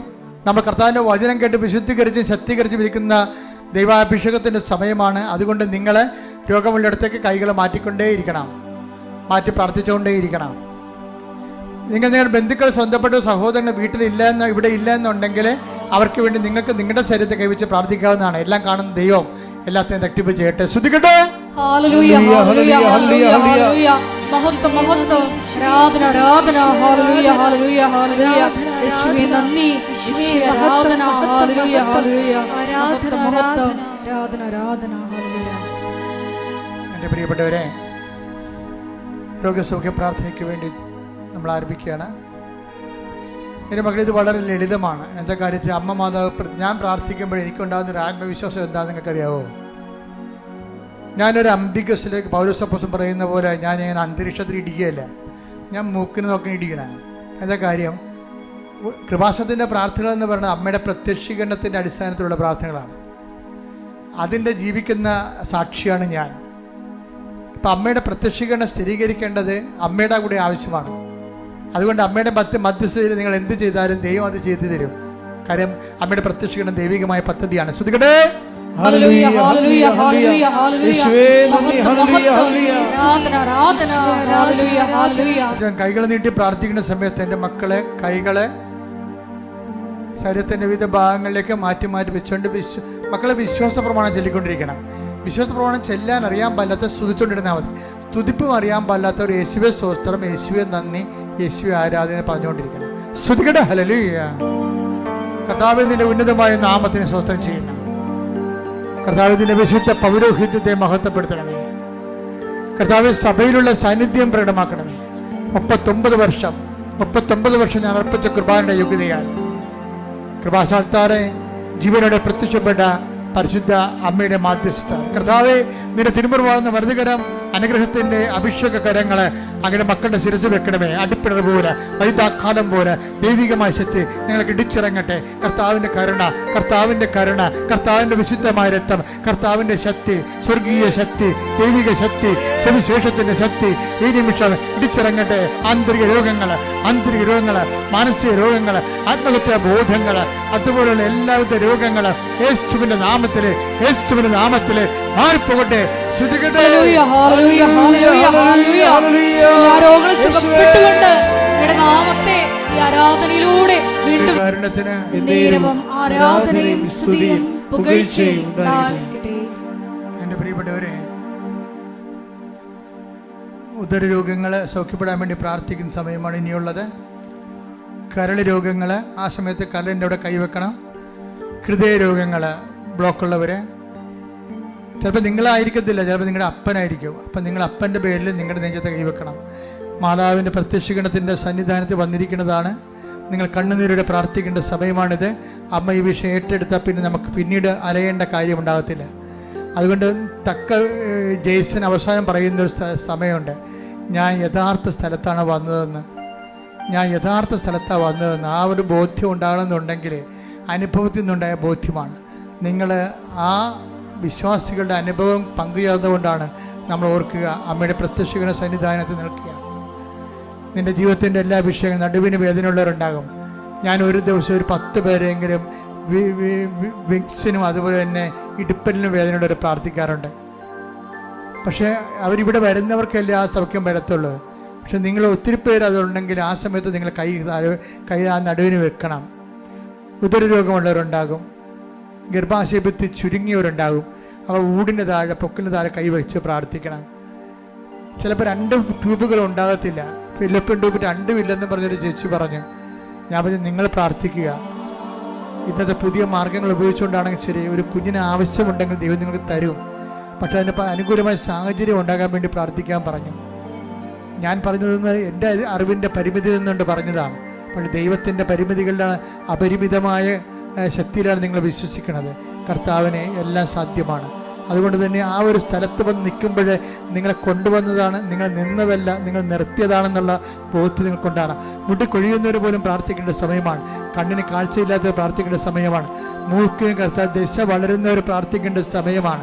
തൊണ്ടയ്ക്ക് തൈറോയ്ഡുള്ളവരും തൈസോയിഡുള്ളവരും പ്രാർത്ഥിക്കേണ്ട സമയമാണ്. ശരീരം വല്ലാണ്ടിരുന്ന് ചൂടാകുന്നവരുണ്ട്, ഉറക്കമില്ലാത്തവരുണ്ട്, പ്രഷർ കൂടുന്നവരുണ്ട്, ഷുഗർ കുറയാത്തവരുണ്ട്. അവരെല്ലാം പ്രാർത്ഥിക്കേണ്ട സമയമാണ്. അസ്ഥിവേദനക്കാർ പ്രാർത്ഥിക്കേണ്ട സമയമാണ്. ശരീരം പൊട്ടി ഒലിക്കുന്നവരും വെള്ളപ്പാണ്ടുള്ളവരും അലർജിയുള്ളവരും പ്രാർത്ഥിക്കേണ്ട സമയം. ഇട്ടിമുഴക്കം പോലെ ശ്രുതിക്കട്ടെ. ഉന്നതമായ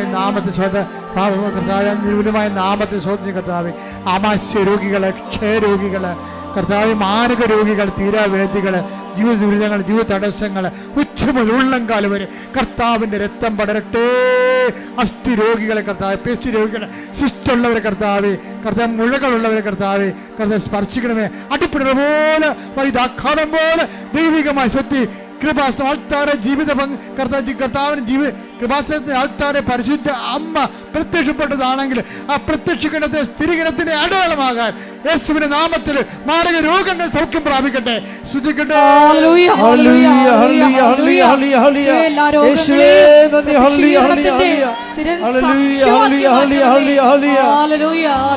എന്റെ മക്കളെ, ജോലിയില്ലാത്തവര്, ജോലിക്ക് വേണ്ടി ശ്രമിക്കുന്നവര്, പരീക്ഷ പൊട്ടിപ്പോയവര്, പുതിയ പരീക്ഷ എഴുതാൻ പോകുന്നവര്, വിസ പ്രോസസ്സിൽ ഇരിക്കുന്നവര്, ജപ്തി നടപടി നേരിടുന്നവര്, അതുപോലെ തന്നെ സ്ഥലങ്ങളില്ലാത്തവര്, വീട് ഇല്ലാത്തവര്, വീട് വെച്ചുകൊണ്ടിരിക്കുന്നവര്, വിസ നഷ്ടപ്പെട്ടവർ, വിസ പുതുക്കി കിട്ടാത്തവര്, വിദേശ രാജ്യങ്ങളിലേക്ക് വിസ പുതുക്കി കിട്ടാതിരിക്കുന്നവര്, അതിൻ്റെ പേരിൽ കടങ്ങൾ വന്നിരിക്കുന്നവര്, വിവാഹത്തിൽ ഒത്തുചേരാത്തവര്, വിവാഹത്തിന് ഒരുങ്ങുന്നവര്, മക്കളില്ലാത്തവര്, വിവാഹം പിരിഞ്ഞിട്ട് കൂടാൻ ആഗ്രഹിക്കുന്നവര്, എല്ലാവരുടെ മേൽ കർത്താവിന്റെ വലിയ ശക്തി ഒഴുകട്ടെ. ശ്രദ്ധിക്കട്ടെ.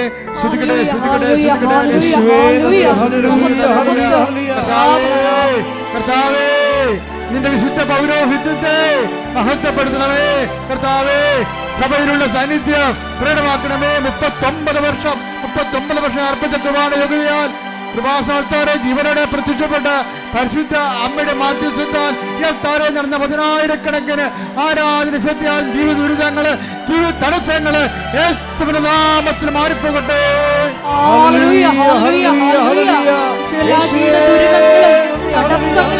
പോയിക്കൊണ്ട് നാമത്തെ ആരാധനയിലൂടെ വീണ്ടും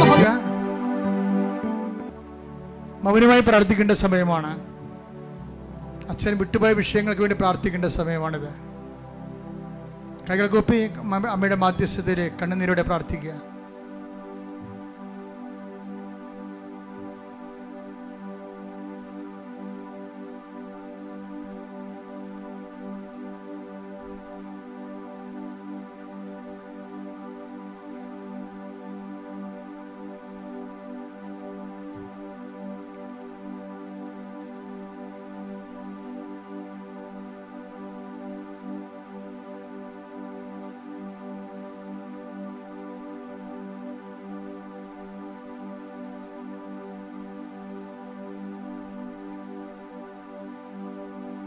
ഒരിക്കൽ കൂടി മരിയന്റെ ഉടമ്പടിയിൽ സമർപ്പിച്ചിരിക്കുന്ന എല്ലാ വിഷയങ്ങളും ദൈവമാതാവിൻ്റെ മധ്യസ്ഥതയിൽ ദിവ്യകാരുണ്യ സന്നിധിയിൽ സമർപ്പിച്ച് നമുക്കൊരു നിമിഷം മൗനമായിട്ട് പ്രാർത്ഥിക്കാം. നമ്മളുടെ വിശുദ്ധീകരണമാണ് ദൈവം അഭിലഷിക്കുന്നതെന്ന് തിരുവചനത്തിലൂടെ നീ വ്യക്തമാക്കി തന്നുവല്ലോ. തന്നെ വിളിച്ചപേക്ഷിക്കുന്നവർക്ക്, ഹൃദയ പരമാർത്ഥതയോടെ വിളിച്ചപേക്ഷിക്കുന്നവർക്ക് നീ സമീപസ്ഥനാണ് എന്ന തിരുവചനത്തിലൂടെ ശോയെ ഞങ്ങളെ തന്നെ വിശുദ്ധീകരിച്ച് എളിമപ്പെടുത്തി ദൈവ കൃപയ്ക്ക് പാത്രീഭൂതരാകുവാൻ ഈ ആരാധനയിലൂടെ ഞങ്ങൾക്ക് കൃപ നൽകണമേ എന്ന് പ്രാർത്ഥിച്ചുകൊണ്ട് ശിരസ്സ് നമിച്ച് നമുക്ക് ദിവ്യകാരുണ്യനാഥൻ്റെ ആശീർവാദം സ്വീകരിക്കാം.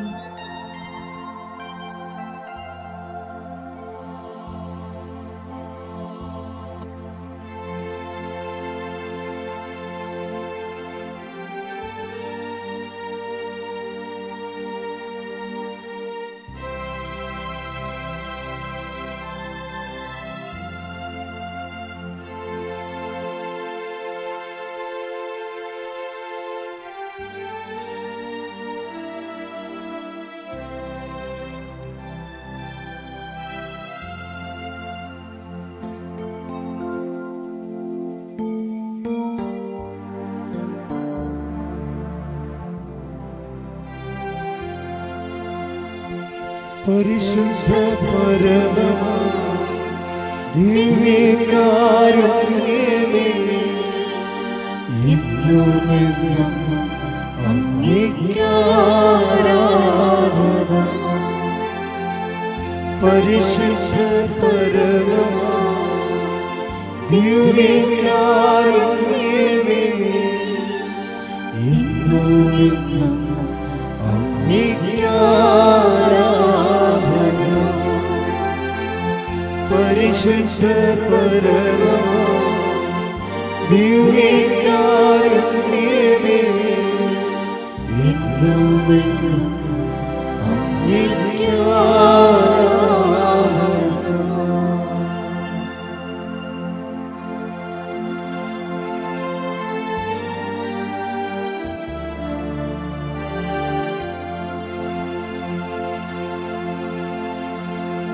ആവേ ആവേ ആവേ മരിയ,